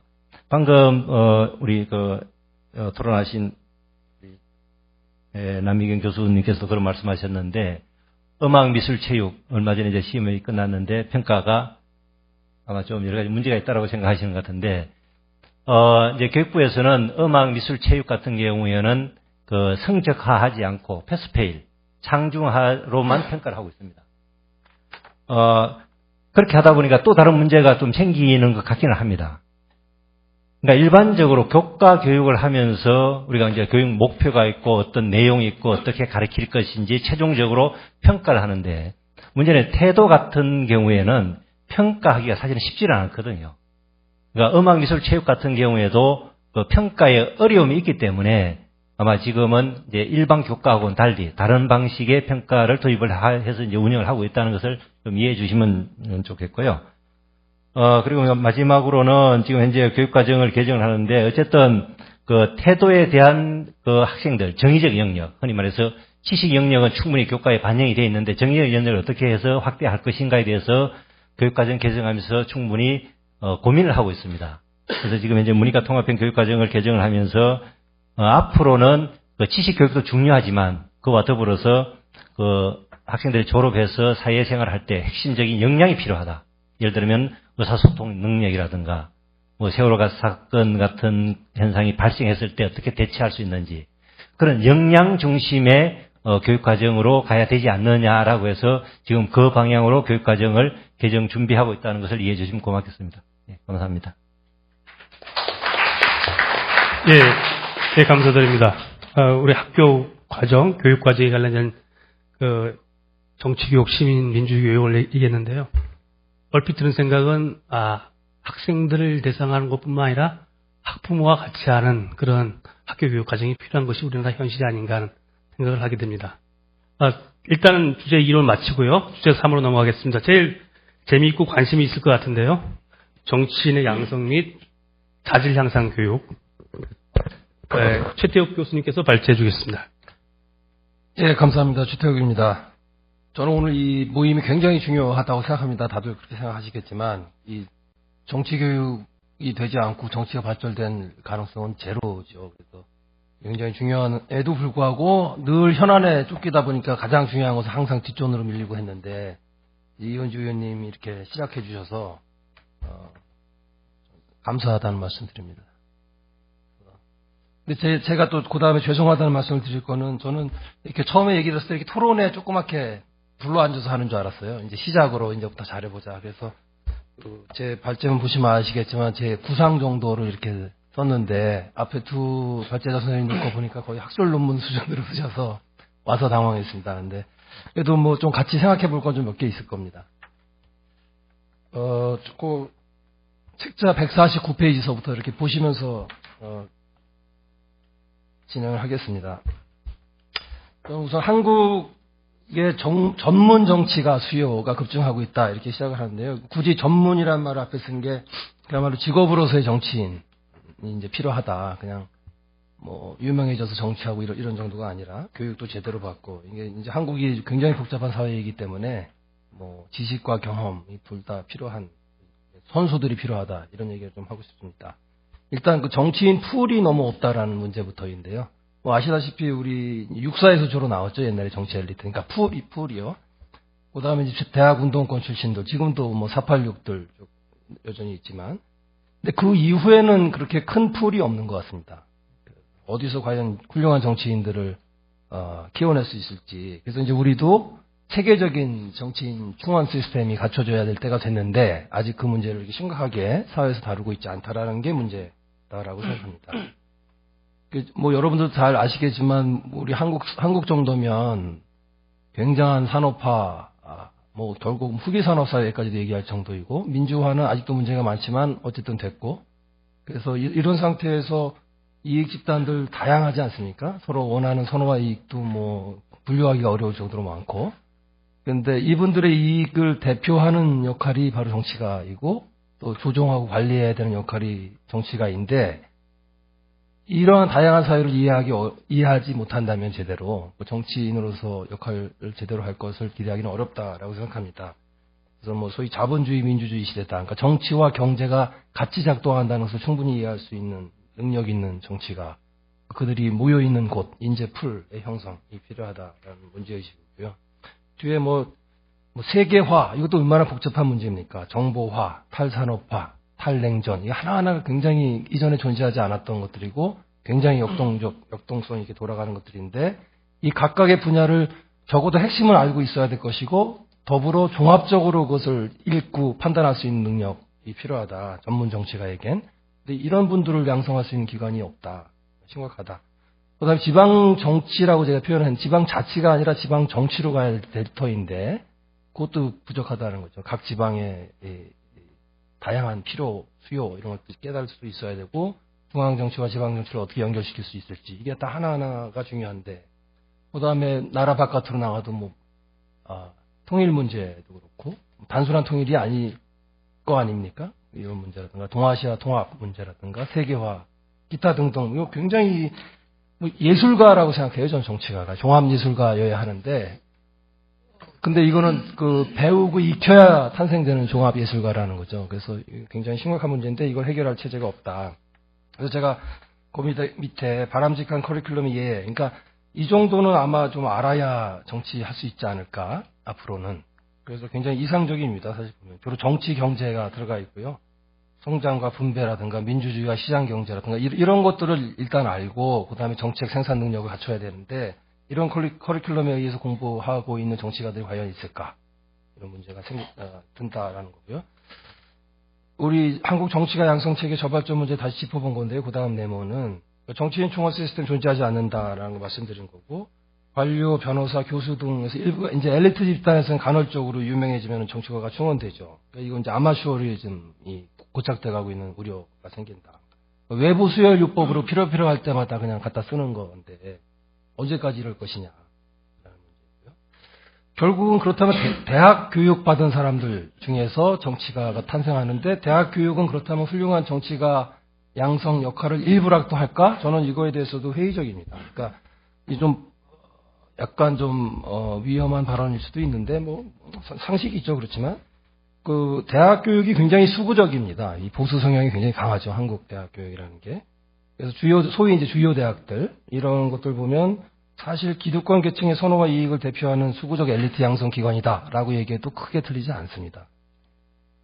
그래서 뭐 흔히들 얘기하고 통계로도 뒷받침되는 것 같은데 미국이 아직까지 그래도 버틸 수 있는 이유 중에 하나가 미국 대학 교수들의 80%는 그래도 진보적이다. 근데 한국은 그 반대다. 80%가 보수다. 아마 스카이는 한 95% 정도 되지 않을까. 뭐 여러분도 아시겠지만 교수 충원 과정에서 이미 진보 색깔 나면 서류에서 그렇습니다. 뭐 대학이 기업화돼 가고 있는 그것과 다음에 연계가 되어 있겠죠. 그래서 이거는 사실은 심각한 문제입니다. 그래서 계속 이 보수만 양성돼 가고 있는 대학 교육 여기다가 전문 정치가 맡길 것인가? 근데 여러분도 아시다시피 사회 구성원의 대다수는 사회경제 약자들인데 그분들을 전문적으로 대표하는 사람들은 양성되지 않고 오히려 뭐 별로 대표하지 않아도 잘 살아가는 강자들을 위한 정치가들이 계속 양성되는 경향이 우려가 된다. 그 다음 내면은 선진국의 정치가 양성책이 몇 개 뽑아본 건데요. 아까 일부에서 나왔지만, 발제 시간에서 나왔지만, 뭐, 맛짓이다 정경수 같은 경우, 바람직한 케이스는 아니라고 봅니다만, 하여튼 이렇게 기업이 돈 내갖고, 인재 양성 해나가고 있다라는 것이고요. 그 다음에 대학이 주도하는 형태, 주로 미국이죠. 뭐, 우리가 알고 있는 케네디 스쿨이라든가 조지 워싱턴 같은 게 대표적인 학교인데, 여기 한 200여 개의 공공정책 대학원들인데 사실상 정치가 양성 역할을 합니다. 여기서 조지 워싱턴 대 같은 경우는 굉장히 큰 정치가 양성소죠. 1년에 하여튼 뭐 상당수가 여기서 배출되고 있고 세 번째 케이스는 정치인 시장이 형성된 경우 미국에서 주로 여기서 이제 민간 싱크탱크들이 경쟁적으로 정치가들 시장에 내보내면 뭐 필요한 사람들이 가져가는 뭐 정부든 정당이든 의회든 간에 그런 시장 형성 방식. 예를 들어서 뭐 헤리티지 재단에서 얼마나 돈을 쓰는가 거기 써놨습니다. 뭐 상당한 돈을 이렇게 투자하고 있다.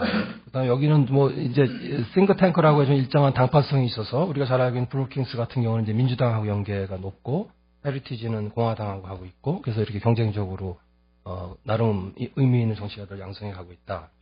네 번째가 제가 생각할 때 가장 바람직한 방식이라고 생각하는데요. 정당들이 키워내는 거죠. 독일이 대표적이라고 하는데 기민당 아데나워 재단, 3인당과 연결된 에버트 재단 이런 정당 재단들이 한 6개 있고 어마어마한 액수를 교육 사업에 쓰고 있다. 여기도 이 중앙일보 통계라고 제가 기억하는데요. 한국의 한 43배 정도 국고보조금이 지급되고 있고 근데 한국에서는 여러분도 잘 아시다시피 한국의 정당 연구소는 그 돈 교육이나 뭐 정책 개발을 별로 안 쓰잖아요. 사실 대다수는 사람 인건비를 쓰고 뭐 현실이 그렇게 합니다만 근데 여기는 전혀 다르다. 독립된 재단 자율성도 확보되어 있어서 그래서 그다음에 정당 재단 설립 목적 자체가 정치 후속 세대 양성 이렇게 만든 거라서 돈이 그렇게 쓰게 이제 구조화되어 있다라는 거고요. 그리고 사실 뭐 뭐 중고등학교 때 정당 가입해갖고서 그 정당 위계질서 내에서 차근차근 교육 받아가잖아요. 어렸을 때부터. 그래서 이제 성인이 되고 그러면 말하자면 위계질서 내에서 정당 교육이 이루어진다는 거죠. 단기, 중기, 장기 교육을 받아가면서. 이게 아마 가장 바람직한 것이다라고 생각하는데요. 다섯 번째는 정부가 직접 하는 거죠. 프랑스의 국립행정학교 같은 경우. 뭐 좀 문제도 있고 좋은 것도 있고 합니다만. 그래서 한 5가지 정도 이렇게 다른 나라들에서 이렇게 하고 있는데 한국에 뭐가 적합할까? 그게 다음 네모입니다. 과연 뭐 마츠시다 같은 기업이 있을까? 없을 겁니다. 아마 그 관심도 별로 없고 혹시 있더라도 눈치 보느라고 이렇게 선뜻 나설 기업이 별로 없을 것 같고 그다음 설령 있을지라도 문제가 될 가능성이 높다. 이렇게 좀 편향적인 교육이 될 가능성이 있어서 그다음에 가뜩이나 심각한 문제인데 정치의 기업화가 더 심화될 가능성도 있고 그러면 기업이 돈을 내되 그 돈이 자율적 독립적으로 쓰이게 하면 되잖아요. 그래서 재단을 만들고 그런 거는 받아들일 만하다라는 거죠. 그러니까 아까 말씀드린 민간 싱크탱크 미국에 이쪽은 주로 큰 기업 부자들로부터 돈 받아서 이렇게 의미 있게 쓰고 있죠. 브루킹스 연구소도 그런 것이고 뭐 몇 가지 예가 있습니다. 케네디 스쿨도 재벌 기업에서 돈 내서 쓰는 것 같고 조지 소로스도 미국 진보 연구소 돈 냈고 그래서 이렇게 기부 문화, 그러니까 정치 발전을 위해서는 교육이 필요하고 따라서 내가 돈이 있으므로 낸다. 뭐 이런 문화가 있어야 될 텐데 한국에서는 이런 거 기대하기 어렵죠. 그다음에 독일식 정당 재단 이게 가장 바람직한 것이다라고 생각을 하지만 이제 언제 될까? 뭐 되겠죠. 언젠가는 되겠지만 같이 개혁돼 가야 될 여러 제도가 같이 있어서 이것만 달랑 하나 가능성이 있다라고 얘기하기는 어려울 것 같습니다. 그래서 뭐 지금 뭐 한국 정책 연구소, 정당의 정책 연구소들이라는 것은 그냥 현안에 그냥 뛰어들고 맨날 그냥 뭐 그렇게 하고 있죠. 심지어는 연구자들이 막 동원되기도 하고 그래서 이건 연구소라고 보기도 어려운 것 같고요. 그다음에 이거보다 더 큰 구조적 문제는 이게 만약에 돈이 제대로 쓰인다 할지라도 기대하기 어렵다라는 게 한국의 정당의 구조화가 안 돼 있다. 무슨 말이냐면 한국 정당들의 족보 있는 정당이 없다라는 겁니다.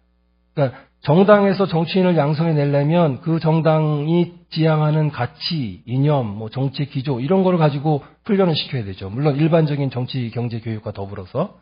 근데 한국에 무슨 새누리당이 비교적 족보가 좀 있는 것 같긴 한데 그것도 뭐 훌륭하다는 게 아니라 비교적 그렇다는 거고. 그러니까 도대체 어떤 가치, 어떤 그 이념을 갖고 있는 정당이냐라고 말하기 어렵다는 거죠. 그래서 이념과 정책 중심으로 그 구조화가 되어 있지 않기 때문에 정당이 정치 교육을 담당하기는 어렵다. 어차피 뭐 누굴 어떻게 뭘 할 사람을 키워낼 것인지에 대해서 막연하기 때문에 정당 중심의 정치인 양성 시스템이 정착되려면 일단 정당의 구조화부터 먼저 일어나야 되는데 우리가 잘 알다시피 우리 제왕적 대통령제에서는 대통령이나 대통령감을 중심으로 정당의 이합집산 계속 거듭하지 않습니까?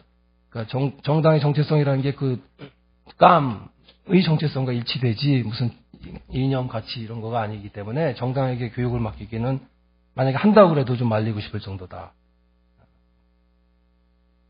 그다음에 프랑스식 어떤 국립대학원 설립. 이것도 뭐 독립성, 자율성 이런 것만 보장된다면 훌륭한 방안이 될 수도 있겠는데 아마 제 추측에는 한국의 기득권 세력들이 반대할 거다. 그러니까 민주주의라는 것은 저는 시장에 맞서는 정치, 그게 핵심이라고 생각합니다. 이건 1인 1표 제도잖아요. 머리가 사람이 중요한 것이지 뭐 돈이나 능력이 중요한 게 아니기 때문에 결국은 기득권층이라는 것은 시장과 결부된 층들인데 그 사람들이 이 민주주의 정치를 교육한다. 그래서 민주주의 역량을 갖고 있는 리더들을 배출해낸다. 이런 것을 국가가 내가 돈 낼 텐데 여기 찬성할 리 없을 거라는 거죠. 그래서 아마 그렇게 뭐 바람직한 부분이 있긴 하나 쉽지는 않을 거다. 그러니까 대의제 민주주의 담당자를 양성한다는 것은 여기 제가 썼습니다만 결국 시장 개입자, 유능한 시장 개입자를 만들겠다라는 것이고 경제 권력 조종자를 키워내겠다. 이런 건데 이거에 기득권층들이 동의하겠는가라는 문제. 근데 그럼에도 불구하고 어쨌든 만들겠다고 한다면 이런 케이스를 살펴볼 필요는 있을 것 같아요. KDI, 한국개발연구원에 독립되어 있지만 그 KDI 국제정책대학원이 있듯이 만약에 한국정치발전연구원 이런 것을 만든다면 각 부설 정치발전대학원 이렇게 만들면 가능성은 아마 있지 않을까. 그래서 이런저런 모델을 생각했을 때 한국이 가장 바람직한 건 그냥 민간 정치경영대학원 만드는 것일 거다. 그러니까 누가 돈을 대는 거냐가 또 문제가 되겠지만 국민대, 경기대, 한림국제대학원대, 서강대 등에 있어요.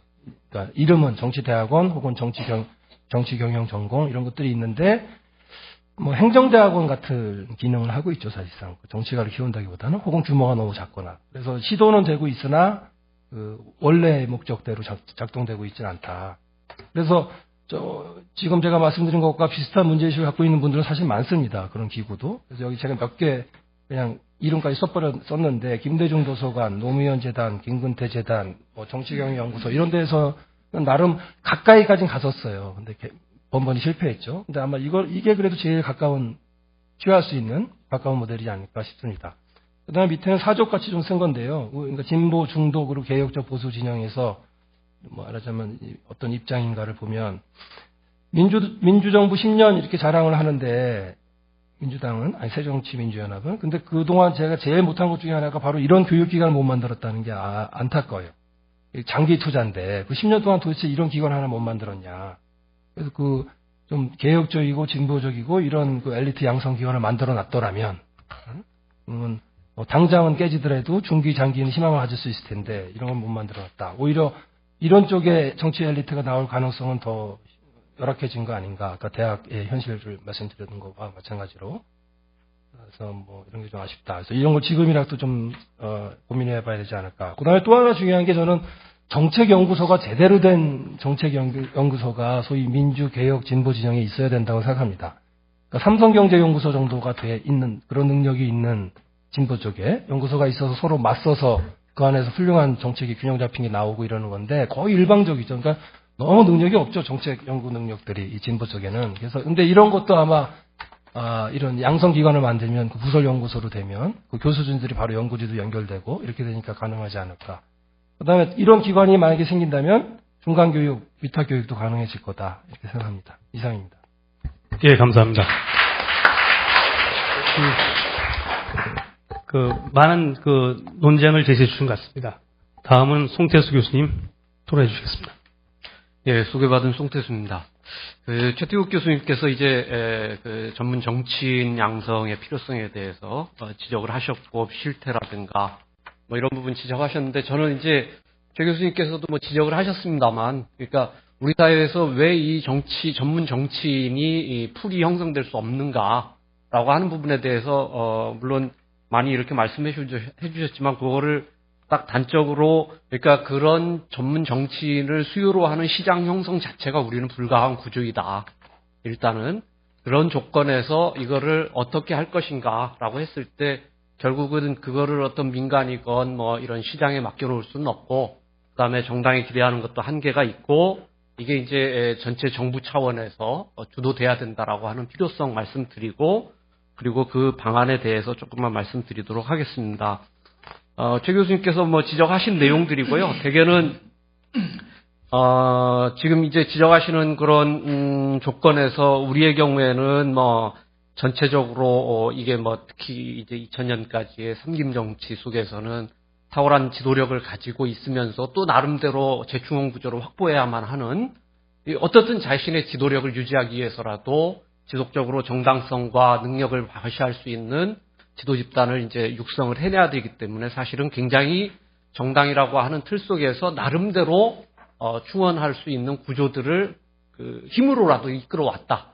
뭐 거기에는 뭐 일부 정치 자금이라든가 하는 것들이 부정적으로 뭐 유입돼서 되더라도, 그래서 사회적으로 상당히 그나마 그래도 이렇게 인적 자원들을 나름대로 확보를 해왔지만, 그럼에도 불구하고 이제 그 뒤에 적어도 2000년 이후에는 이게 이제 결국은 정당으로 넘어갔을 때 정당이 그거를 독자적으로 할 만큼의 물적 토대라 아니면 여러 가지 조건들이 거의 없었다라는 거죠. 그리고 정당의 이른바 당뇨들이라든가 정당에 대해서, 정당 정치에 대해서 책임을 진다라기보다는 상당히 뭐 지금 우리 정당 전체의 현실이라고 생각을 하는데, 어떻든 그 안에서 다 독자 생존해야 되는 그런 정도의 정치인들로 이렇게 저렇게 올망졸망 모여있는 정당이기 때문에 실제 그 안에서 이런 그 정치인들을 끊임없이 양성할 필요성이나 아니면 필요성을 느끼더라도 그 정도의 힘을 가지고 있지 못한 상태이다라고 하는 점이고요. 그 다음에 이제 그건 이제 정당 내부적인 문제이겠고,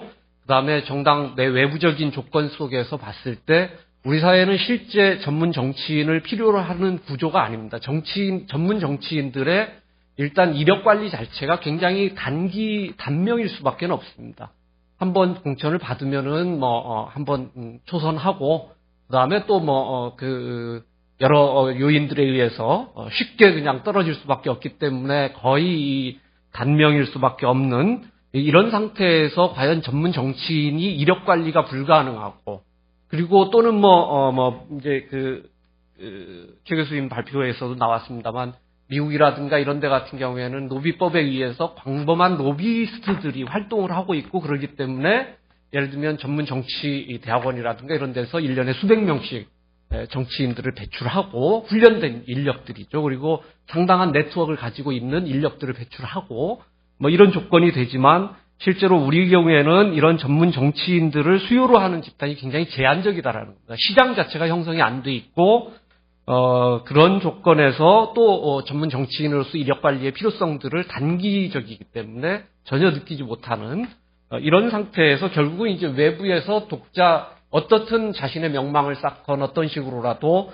스스로 그 안에 줄을 만들고 이러면서 이제 진입을 할 수밖에 없는 조건들. 그러니까 수요자가 독과점적인 그런 수요 상태에서 시장이 형성될 수 없는 이런 상태에서 일단은 전문 정치인에 대한 일반적인 시장 형성 자체가 불가능한 조건이다라고 하는 점입니다.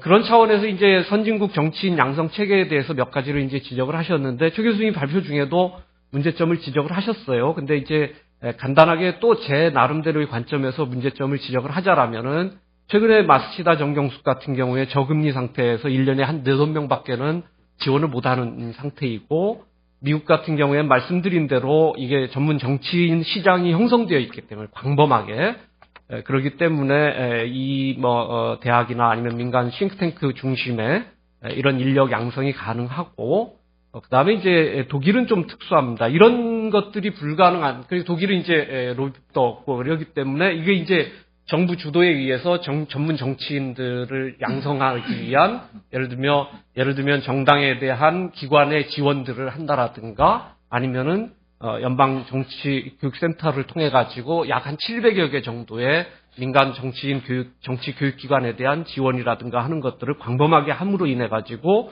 대중적인 정치 교육뿐만 아니라 이른바 전문 정치인 양성 이런 정도까지를 충분히 해내고 있는 상태다라고 하는 것이죠.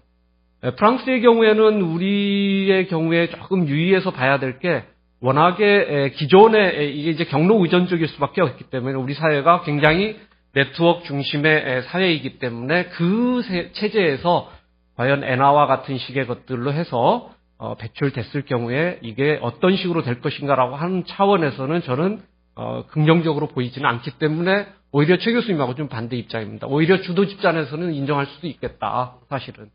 그래서 이게 특히 이제 프랑스 같은 경우에는 지금도 현재 문제로 되고 있습니다만 정계의 엘리트만이 아니라 이게 경제계의 엘리트하고 서로 순환하면서 왔다 갔다 하면서 거의 권력이 지금 카르텔화되어 있는 이런 상태로까지 되는데 이 엔화의 문제점들 또한 다른 한편에서 지적되고 있는 점이 있는 것 같습니다. 결국 이제 이럼에도 불구하고 우리 사회에 분명히 이런 광범한 정치인, 훈련된 그런 정치 엘리트의 요구는 있는 것 같습니다. 특히 이 지방정치, 최 교수님 지적하신 대로 지방정치가 활성화되고 있고 또한 정당에서도 예를 들면 예비선거제도라든가 하는 것들을 통해서 일정 정도 정당 정치에서도 이게 대중화되면서 폭들이 넓어질 수 있는 여지들이 있는 것 같습니다. 하지만 이게 얼마나 지속될 수 있을지는 모르겠고요. 그 다음에 이제 전문 보좌관 제도라든가 그 다음에 국회 사무처 중심의 입법 전문직 형성이라든가 이런 부분 근데 굉장히 제한적입니다. 지금 아마 이 부분의 흐름들이 있었습니다만 굉장히 제한적인 조건이다라고 하는 점입니다. 이런 조건에 비추어서 이제 우리 지금까지 논의해서 다 나왔습니다만 앞에서 김만흠 소장님 교육이 잘 돼야 정치가 잘 된다라고 하지만 역설적으로 그러시면서 한번 더 뒤집어서 정치가 잘 되면 교육을 정말 덩달아서 활성화되고 잘 될 수 있다라고 하셨는데 저도 후자에 중점을 두고 싶고요.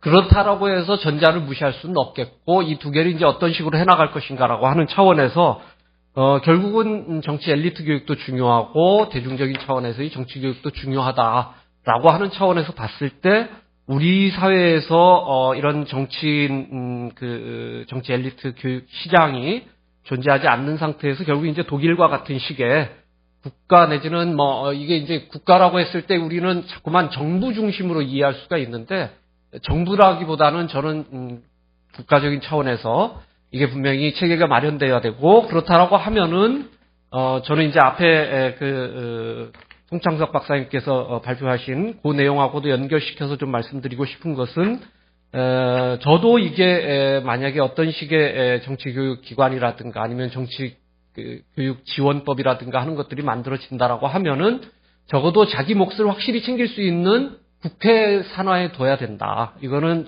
정부 산하에 둬서는 실제로 현재와 같은 문제 앞에서도 지적했습니다. 이런 문제들을 극복할 수가 없고 그런 상태에서 광범하게 어떻든 논의가 충분히 이루어질 수 있는 국회 산하에 기구를 두고 그리고 거기에 예를 들면 시민사회단체라든가 아니면은 광범한 그런 사회적인 NGO들 이런 부분들의 참여들이 이루어져야 된다. 적어도 독일의 정치교육센터 같은 경우에는 지금 운영위원회가 전반적으로 정당이라든가 아니면은 시민사회단체 중에 큰 데가 들어와서 이 사회를 구성하고 있고 운영을 하고 있고 자금의 활용에 대해서도 되고 있기 때문에 그럴 필요가 있겠고 특히 이게 이제 현재 인성교육진흥법이나 아니면은 선거정치교육진흥법에 대해서도 논의가 나왔습니다만 제가 볼 때는 적어도 우리 현재의 정치 혐오나 정치 불신에 대한 문제를 극복하기 위해서는 필요한 것은 현재 선거 투표에 참여하는 정도가 아니라 적극적으로 참여하는 참여주의적인 정치를 할 수 있는 활동가들 그리고 적어도 그 정도의 참여민주적인 의식을 가진 그런 민주 시민 교육이 필요하다. 적어도 지금 독일의 연방정치교육센터에서 하고 있는 것들은 우리식으로 보면 시위 주도 교육 과정이 있거든요. 거기에서는. 그리고 그것들을 정부가 지원해가지고 교육을 시키고 있습니다. 이른바 시민 주도 그룹이라고 하는 거를 어떻게 조직할 것인가라고 하는 거를 고등학교 때부터 중학생들부터 아예 소비자 보호 차원에서 마트 앞에 가서 시위도 하도록 조직을 하도록 훈련도 시키고 이러고 있는데 제가 볼 때는 이런 거는 아마 선거연수원에서 하기 어려울 거라고 보여집니다. 그러니까 지금 적어도 이런 정도로까지 가지 않는다라면은 우리의 정치 불신, 정치 혐오 현상을 극복하기는 어렵다라고 하는 차원에서 우리가 결국은 참여 정치 관점에서 정치 불신을 극복할 수 있는 그런 방안에서 고민이 돼야 되고 그런 차원에서도 절대적으로 이 부분의 교육의 내용이라든가 아니면은 정파성들을 초월할 수 있는 차원에서 의회 산하의 기구를 조직하는 것이 타당하지 않겠는가라고 하는 점을 말씀드리면서 토론 마치도록 하겠습니다. 예, 감사드립니다. 오래 기다리셨습니다. 이종훈 정치평론가님. 네. 제가 마지막이죠. 여러분을 완전히 주무시게 만들 수도 있고, 화들짝 놀라 깨게도 만들 수 있는데, 주무시게 만들겠습니다. 예. 저는 새정치민주연합에서 정치교육기관, 정치인 양성기관을 만든다라는 것을 전제로 제 토론 요지를 만들었습니다. 우선 새정치민주연합 지금 한창 재보선을 치르고 있습니다만 문제점이 뭐냐? 이루려고 하지 않고 이기려고만 한다. 이유가 뭘까? 역사적인 사명감을 상실했다. 그러다 보니까 가치정당이 아니고 이젠 완전히 기능정당이 돼버렸다. 처방은 뭐냐? 사명감으로 무장한 가치정당화를 다시 이뤄내야 된다. 그럼 그 미션, 사명은 뭐냐? 현 시대, 현 시기가 요구하고 있는 것은 무엇이냐? 한국 민주주의의 완성이다. 민주주의가 후퇴하고 있다는 건 누구나 다 알고 있는 사실이고, 우리가 선진국 하지만 아직 많이 불완전한 상태다. 완성을 해야죠. 그러면 앞으로 당 정체성은 무엇으로 가져가야 되느냐? 도로민주당 말고 다시 민주당.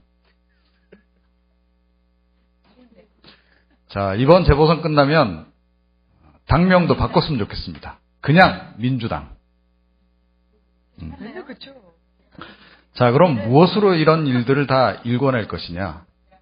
결국은 사람이다. 세대 교체를 해야 한다. 그럼 어떤 세대로 세대 교체를 할 거냐? 차세대. 새정치민주연합을 이끌 차세대는 어떤 인물들이냐? 뼛속까지 민주주의자. 말로만 민주주의자 말고, 물렁물렁한 살만 민주주의자 말고, 뼛속까지 민주주의자여야겠다. 그래서 당 정치교육원이 만들어진다면 거기서 해야 할 교육 목표는 사명감으로 무장한 가치인, 가치정당인, 가치정치인을 만들어야 한다. 교육 방법은 1단계는 가치가 중요하므로 가치를 공유하는 그런 교육을 하고 2단계에 가서 기술, 정치기술, 이른바 정치공학이라고 얘기하는 아무리 좋은 가치도 그걸 이뤄낼 방법을 모르면 안 되지 않습니까? 지금처럼 이렇게 전략부재에다가 속수무책으로 당하는 그런 식이어서는 곤란하겠죠. 자, 1단계 가치 공유와 관련해서 참고를 할 수 있는 게 바로 마시다 정경숙입니다. 그리고 2단계 기술, 정치 기술 습득과 관련해서는 조지 워싱턴 정치경영대학원이 굉장히 도움이 많이 될 것으로 생각을 합니다. 자, 그러면 차세대 정치인, 뼛속까지 민주주의자 제가 얘기를 했는데 구체적으로 그러면 어떤 정치인을 말하느냐? 제가 국회에서 15년 과거에 근무를 했고 지금도 정치평론을 하고 있습니다만 김근태, 재정구 같은 인물을 만들자. 이분들이 시대를 잘못 만나서 대통령, 정치 리더가 못 됐지만 앞으로 대한민국을 이끌 정치 인물상은 바로 이런 인물들이다. 밑에 나오죠. 해외 롤모델 오바마, 캐머런 있습니다. 자, 오바마 그 사진 나중에 인터넷에서 확대해서 보십시오. 오사마 빈 라덴 체포작전 할 때입니다. 가운데 제일 좋은 자리에 총지휘하는 사령관이 앉아있고 오바마 대통령은 그 옆자리 조그만 자리에 쭈그리고 앉아서 지켜보고 있습니다. 예. 그 다음 캐머런 총리 집무실입니다. 뒤에 동그라미가 2개 있는데요. 하나는 커피 머신 오른쪽에, 왼쪽은 구두약입니다. 구두 직접 닦습니다. 자, 선진국의 정치인은, 정치 리더들은 굉장히 실무지향적이고 또 굉장히 부끄러움이 많습니다. 예, 그렇게 카리스마틱하지가 않습니다. 오히려. 자, 바로 김근태, 재정구 같은 인물이다. 자, 교육과정과 관련해서는 앞서 우리 최태욱 교수님께서 제안을 해주셨습니다만 너무 대학 커리큘럼 같습니다. 그건 아니다. 마시다 정경숙 그 교육, 일본어 기본적으로 다 하시기 때문에 제가 그냥 원문으로 옮겼습니다. 여기서 보면 이제 주로 교양 관련한 교양 과정 위주로 되어 있습니다. 그리고 가치 공유를 하는데 집중이 되어 있고요. 그 다음에 조지 워싱턴 대학 다 영어도 기본으로 다 하시기 때문에 그대로 영문으로 실었습니다. 자, 보시면 아시겠지만 여기서는 굉장히 실무지향적인 것을 가리킵니다. 선거사무소 어떻게 운영하고 홍보 전략 어떻게 하고 SNS 홍보 어떻게 하고 여론조사 통계 어떻게 처리하고, 자, 이 2가지를 가르치자. 그런 방향으로 1단계, 2단계로 나누어서 교육과정을 구성해서 정치대학원에서 가르치면, 정치 여기 연수원에서 앞으로 가르치면 좋겠다. 이렇게 생각을 합니다. 고맙습니다. 예, 감사합니다. 잠을 깨울 뿐만 아니라 또 필기까지 하시게 만들었네요. 하여튼 우리가 긴 장정이 거의 마무리되는 것 같습니다. 5시 10분인데요. 여기서 마무리해도 좋겠지만 모처럼 또 좋은 선생님들 많이 모셨으니까 조금만 더 의견을 줄 수 있는 기회를 갖도록 하겠습니다. 발제자분들은 마지막에 한 번씩 기회를 한 2, 3분 드릴 테니까 준비하시고요. 혹시 다른 토론자분들이 다른 발제자한테 질문하시거나 아니면 여기 청중에서 혹시 질문이 있으시면은 간단히 자기소개 이후에 질문해 주시면 우리가 나중에 종합적으로 우리 발제자들이 대표적으로 마무리하는 걸로 하겠습니다. 우리 토론자분들도 좀 참여해 주시면 고맙겠습니다.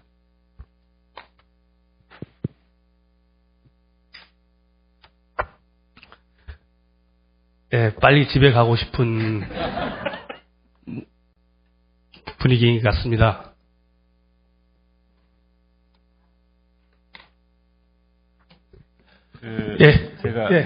저는 잠깐 아까 희망제작소가 비영리 재단법인이고 사실은 싱크탱크를 지향을 하는데 주로 풀뿌리와 관련된 거는 뭐 정치적인 그런 여야 구별이 없이 움직이면서 지금 좋은 시장학교라고 해서 자치단체장 후보자 과정을 6기까지 지난 2010년부터 해가지고 쭉 했는데 거기에 이제 상당수 뭐 당선된 사람들도 있지만 그 프로그램이 100시간 과정이거든요.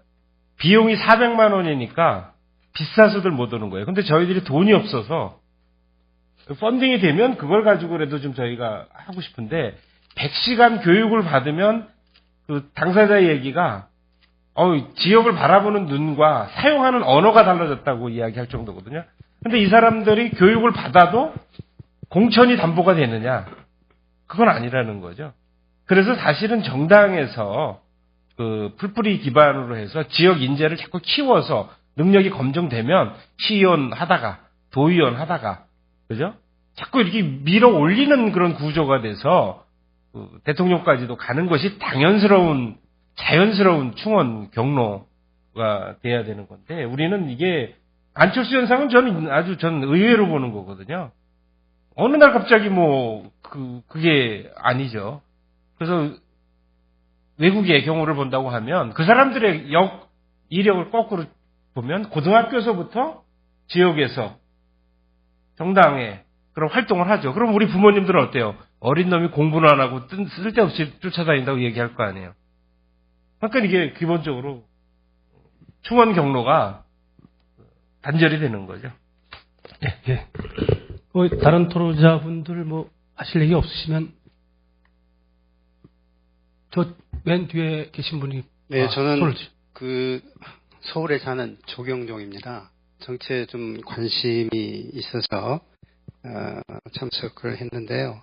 아주 좋은 내용이고 이현주 의원님께 한 가지 여쭤보고 싶은 것이 이런 국회에서 또 오픈된 이런 세미나나 포럼에서는 국회의원 하면 감히 범접할 수 없는 대한민국의 헌법기관 정도로 생각했는데 오늘 의원님께서는 20년 전에 가난했던 개인사에서부터 변호사를 거쳐서 기업에서 또 10여 년 동안 근무를 하셨고 지금 국회에 이제 의원이 되셨다는 이렇게 얘기를 진솔하게 해주신 걸 듣고 우리 대한민국 국회도 가능성이 보이는구나. 잘 될 수 있는 그런 생각을 했습니다. 여쭙고 싶은 것은 말씀 중에 정치인에게 우리 시민들이 많이 의지하고 기대한다고 이렇게 말씀하시면서 정의가 제대로 자리 잡지 못한 환경에서 정치는 잡초가 돼버렸다라고 다소 폭탄 선언 비슷한 말씀을 하셨는데 여기에 대해서 좀 쉽게 설명해 주시면 고맙겠습니다. 네, 저 뒤에 한 분 또 손을 드렸습니다. 네, 가능하면 여기 패널들에게 질문해 주시면 고맙겠습니다. 여기 유일하게 중앙선관위에 계셔서 고선규 님께 제가 질문을 드리고 싶습니다. 저는 새정치민주연합 전국청년위원회 부위원장으로 있는 김영웅이라고 합니다. 발제하신 발제문도 잘 봤고요. 아까 발표하신 내용도 잘 들었는데, 여러 정치 관련된 토론회 갈 때마다 느끼는 것이, 물론 교육도 필요하고 이런 좋은 커리큘럼을 통해서, 자라나는 우리 미래 세대들에게 대한민국의 좀 더 나은 정치 문화 같은 거를 교육하고 또, 옆방에서도 유럽의 정치 문화 직접 그 보고 배운 친구들이 와서 이제 후기담을 얘기하는 자리가 있어서 잠깐 다녀왔는데, 그렇게 많은 부분들에 대해서 이제 지식을 습득하고 사회에 나오면은 정치라는 것에 대해서 현실은 굉장히 큰 벽이 있다는 거죠. 그러니까 일단 대한민국에 있는 공직선거법 자체가 중앙선관위가 많이 이제 오픈을 한다고는 하지만 아직까지는 선거에 관련된 얘기를 하는 것 자체가 그 아이들이나 뭐 유권자들에게 많이 어려운 문턱인 건 현실이고요. 그런 걸 봤을 때 외국 같은 경우처럼 그 360을 언제나 상시적으로 선거운동을 할 수 있는 그런 식으로 좀 정치가 생활이 되고 생활 정치가 우리 그 생활 저변에서 쭉 문화가 돼야 된다고 생각을 하는데, 그 중앙선관위에서 갖고 있는 것들이 좀 물론 좀 과거의 폐쇄적인 것보다 조금씩 진입하면서 오픈되어 가고 있지만은 정말 모두가 그 정치를 축제로 만들 수 있는 그런 문화를 만들기 위해서는 어떤 그 전략이라던가 아니면 좀 로드맵을 갖고 있는지 궁금하고요. 두 번째는 이제 정치는 어떻게 보면은 금전이지 않습니까? 돈을 통해서 선거운동을 하고, 외국 같은 경우에는 파티 같은 걸 해가지고 모금도 하고 하는데, 대한민국에서는 과거에는 안 좋은 돈들이 돌아가지고 이제 정치하는데 좀 파워를 썼는데, 지금은 오히려 정치인들이 더 어렵게 돈을 활용하는 데 있어 어려움이 많습니다. 그게 지구당 폐지 같은 걸 통해서 그 돈과 관련된 그 자금줄을 다 막았기 때문인데, 저는 어떻게 생각하냐면 투표함도 그렇고 정치 제도 그 기부금도 그렇고 전부 다 투명하게 해가지고 하면은 몇억을 걷어도 상관이 없다고 보거든요. 왜냐면 그거 다 국민을 위해서 쓰면 된다고 생각하기 때문에. 그래서 크게 두 가지. 하나는 그 정치 제도 문화에 대해서 중앙선관위가 얼마나 그런 전략적인 계획을 갖고 대한민국 정치 문화 좀 생활화시키는데 계획을 갖고 있는지랑, 다른 하나는 정치자금 관련돼서 좀 더 자유롭게 해줄 거에 대한 계획들은 왜 아무도 입법 발의도 안 하고 중앙선관위도 그거에 대해서는 깊은 고민을 내비치지 않는지 질문 드리겠습니다. 예, 고맙습니다. 더 이상 그 질문이 없는 걸로 생각하고요. 우리 발제자 세 분이 좀 얘기를 하셔야 되는데, 우리 특별히 이현주 의원님에게 질문이 있는 거는 제가 특별하게 마무리 발언하실 때 기회를 드리게 하고요. 우리 송 부소장님은 아까 말씀하셨으니까 패스하시고, 다음에 우리 고성규 박사님 질문이 있으니까 2분, 그 다음에 최태욱 교수님은 1분만 마무리하시죠. 네. 네, 우선은 프로에서 질문해 주신 거에 대해서, 말씀해 주신 지적에 대해서는 겸허하게 듣도록 하겠습니다. 그리고, 그럼 저도 이제 내부에서 이제 연수원의 교수로 있으면서 늘상 이제 그런 얘기들을 하는데요. 그러니까, 선거법이든 정치 자금에 대한 공개 룰, 이런 것들은 제가 말씀드릴 내용이 아니라 응답하라 이현주 의원님께서 하셔야 될 것 같습니다. 아시다시피 법은 다 국회에서 정치자금법도 선거법도 그러다 보니까 변명이 아니라 선거관리위원회는 그 개정 내용을 국회에다가 제안하는 제안권 정도만 있습니다. 뭐 그렇다고 해서 책임이 없다는 건 아니고요. 어쨌든 그 유권 해석이라 이런 형태로 나름대로 이제 그 역할을 하고 또 권한을 가지고 있으니까 뭐 그럼 이제 그렇지만 아까 이제 앞으로 어떻게 할 건가? 이번 선거에서 이제 여러분 아시다시피 그 사전 투표 제도라는 거 하고요. 또 개표 과정에 일반 유권자 시민들이 개표 또는 그 선거 사무에 참여를 해서 20%를 각 지역에서 받았습니다. 뭐 그런 측면에서 이렇게 요즘 그 시스템말로 하는 거버넌스라는 거죠. 그러니까 선거관리위원회가 혼자 그 선거관리하고 문화를 만들어 가시는 것이 아니라 시민들하고 같이, 그리고 선거 과정 자체를 공개하고 뭐 이런 부분에서는 앞으로 좀 많은 변화가 있을 거라는 생각이 들고요. 뭐 그런 측면에서 지켜봐 주십시오. 그리고 아까 우리 남기영 교수님이 질문하신 것 중에 이 학교에서의 정치 교육이 이제 도구화한다는 그 지적을 해주셨는데, 그리고 그거에 대해서 좀 한 말씀을 하라는 말씀을 꼭 이제 지적을 해주셨기 때문에, 독일에서 이제 얘기하는 것처럼 이게 정치는 살아있는 거기 때문에 지금 뭐 730 재보선이 공천 관련돼서 여야당 간에 어떻게 공천을 하는가라는 것들이 이슈화 될 때 교실에서 그것들을 다뤄주는 것이죠. 그렇죠? 근데 이제 우리는 정치교육이라든지 학교에서 교육하게 되면 여러분하고 저하고 저는 교사고 여러분은 학생이에요. 제가 가르치고 여러분들은 받아 적고 이런 식으로만 이해하다 보니까 내가 어떻게 가르치느냐에 따라 여러분들이 제가 가르치는 쪽으로 생각을 하게 되는 것이죠. 그러다 보니까 도구화되는 그것이 아니라 어쨌든 뭐 새누리당은 새정치연합은 그 공개들이 어떻게 하고 학생들이 조사하게 하고 교사가 조사하게 하고 그걸 토론하게 하고 뭐 이런 그 어떻게 보면은 현실 속의 정치들을 있는 그대로 그러니까 학교에서 토론하게 전해주고 그 속에서 학생들이 판단하게 하고 뭐 이런 것들이 결국 도구화를 막고 아까 제가 말한 어떤 그런 의사결정 능력이나 어떤 판단 비판 능력 이런 것들을 키우는 어떤 뭐랄까 현실적인 대안이라고 방법 중에 하나이지 않을까 하는 생각이 들었습니다. 이상입니다. 네, 감사합니다. 오랜 시간 또 이렇게 발표해 주시고 토론해 주셨는데요.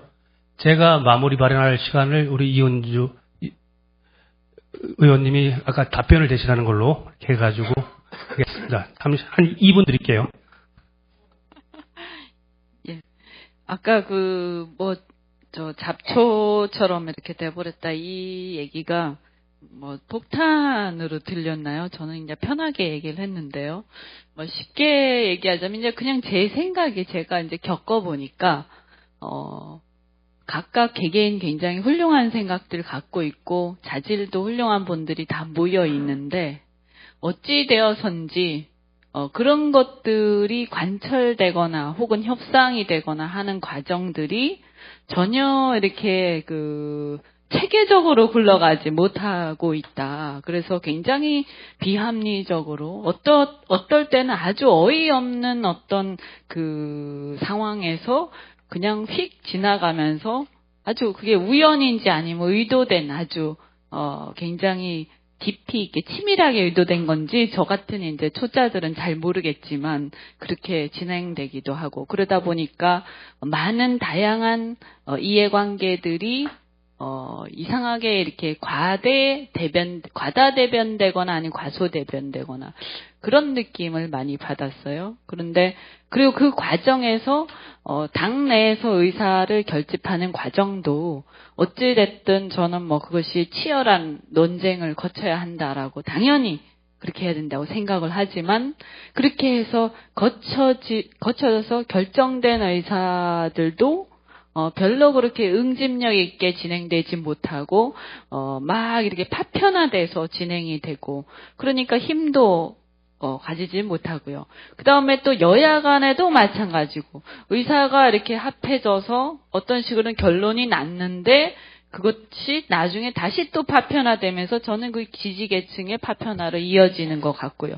이런 것들을 많이 느낍니다. 근데 거기서 왜 이런 현상이 나타나느냐. 우리가 이제, 학생들, 시민들, 우리 자라나면서, 토론하고 협상하고 그 문제를 해결함에 있어서, 어떤 그런 합의를 도출해 나가는 것들이 훈련이 안 돼서 그렇다라고 저는 생각합니다. 그래서 그게 가장 결정적으로 우리가 사회에서 명망가들이 모여서 굉장히 똑똑한 사람들이 모인 것 같지만 역시 우리도 그런 것들이 훈련되지 못했다라고 많이 느낍니다. 그래서 아까 굉장히 중요한 게 아까 마을 만들기 말씀하시고 하셨지만 시민들이 가장 작게는 우리 마을의 문제를 해결하는 데서부터 그런 것들이 훈련이 되어야 하고 또 그렇게 해서 훈련하면서 그 안에서 같이 함께 훈련된 지역의 정치인들이 성장해서 중앙정치까지 올 때 그러면서 그것이 성장해서 오는 과정이 스스로 경험도 하고 또 정당이나 다른 기구들을 통해서 이론적이나 체계적으로도 내면화하고 이것이 반복돼서 중앙정치인들이 형성되고 또 더불어서 공천 과정이나 이런 것들이 투명화되면서 제대로 반영이 될 때 그때 되면 아마 우리나라도 정치가 굉장히 선진화되어 있을 거라고 저는 확신을 합니다. 그래서 지금 현재 우리 정당 내부의 의사결정 과정이나 국회 내부도 그렇지 않다는 말씀을 드리고 그래서 제가 잡초 같은 느낌, 아주 야생적인 또 좀 심하게 얘기하면 정글 같은 상황이 돼버린 그래서 힘의 논리가 무조건 관철되는 아주 좀 야만적인 상황에 이르렀는데요. 이건 우리가 모두가 다 함께 풀어야 할 숙제라고 생각합니다. 어찌됐든 그게 우리의 현실이고요.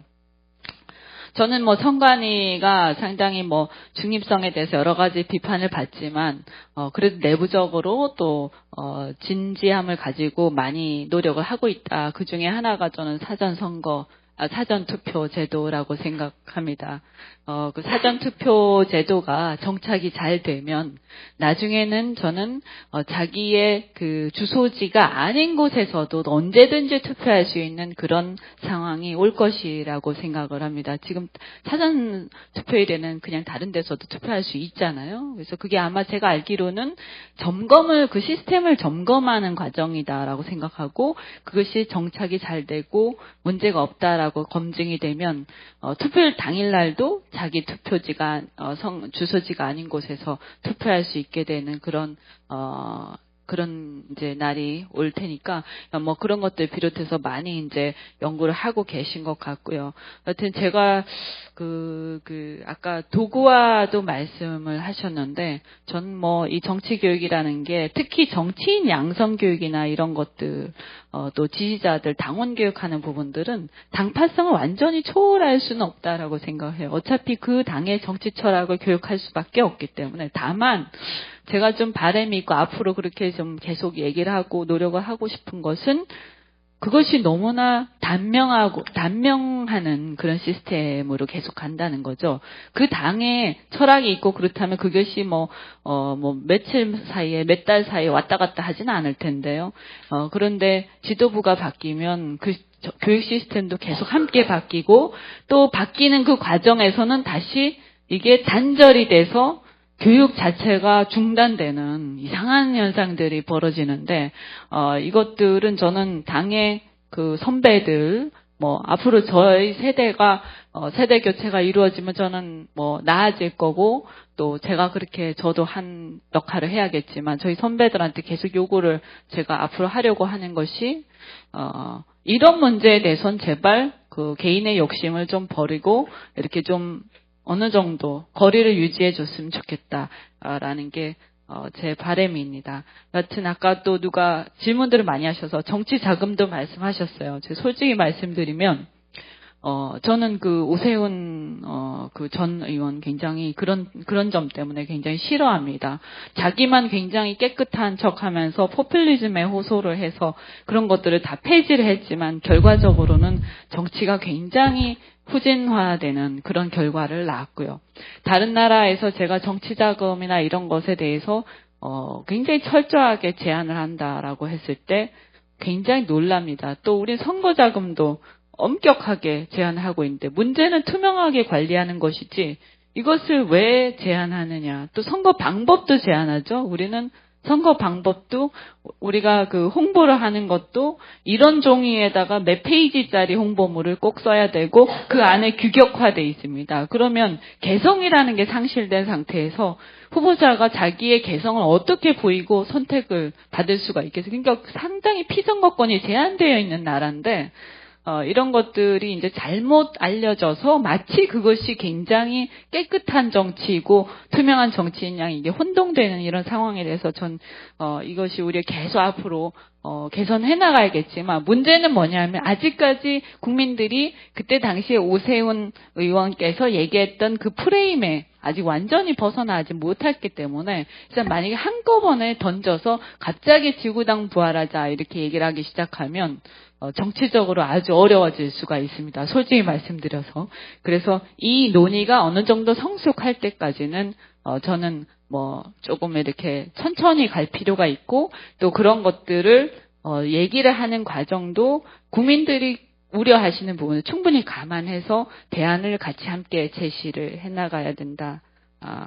어쨌든 좀 굉장히 길어졌는데요. 답변을 일일이 하다 보니까 죄송하게 생각하고요. 오늘의 이 논의를 계속 제가 이렇게 좀 진전을 시켜 나갈 생각입니다. 그래서 일회성으로 그치지 않고, 아까 법안도 위정희 센터장님하고 쭉 말씀들 하셨는데, 그 법안에 대해서도 관심 갖고 협의체를 만들어서 또 해나가고요. 또 어쨌든 여기 계신 오늘 함께 참석해 주신 분들 바쁘시지 않으면 제가 이렇게 가끔씩 이렇게 뵙고 함께 논의하는 그런 틀로 좀 갖고 갔으면 합니다. 너무 감사하고 끝까지 자리 지켜주셔서 너무 감사합니다. 감사합니다. 네, 감사합니다.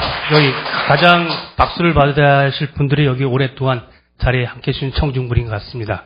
오늘 끝까지 좋은 토론과 발제를 해주시는 모든 분께 감사드리며 제 2부 정치교육 실험 방안을 이상으로 마치도록 하겠습니다. 감사합니다.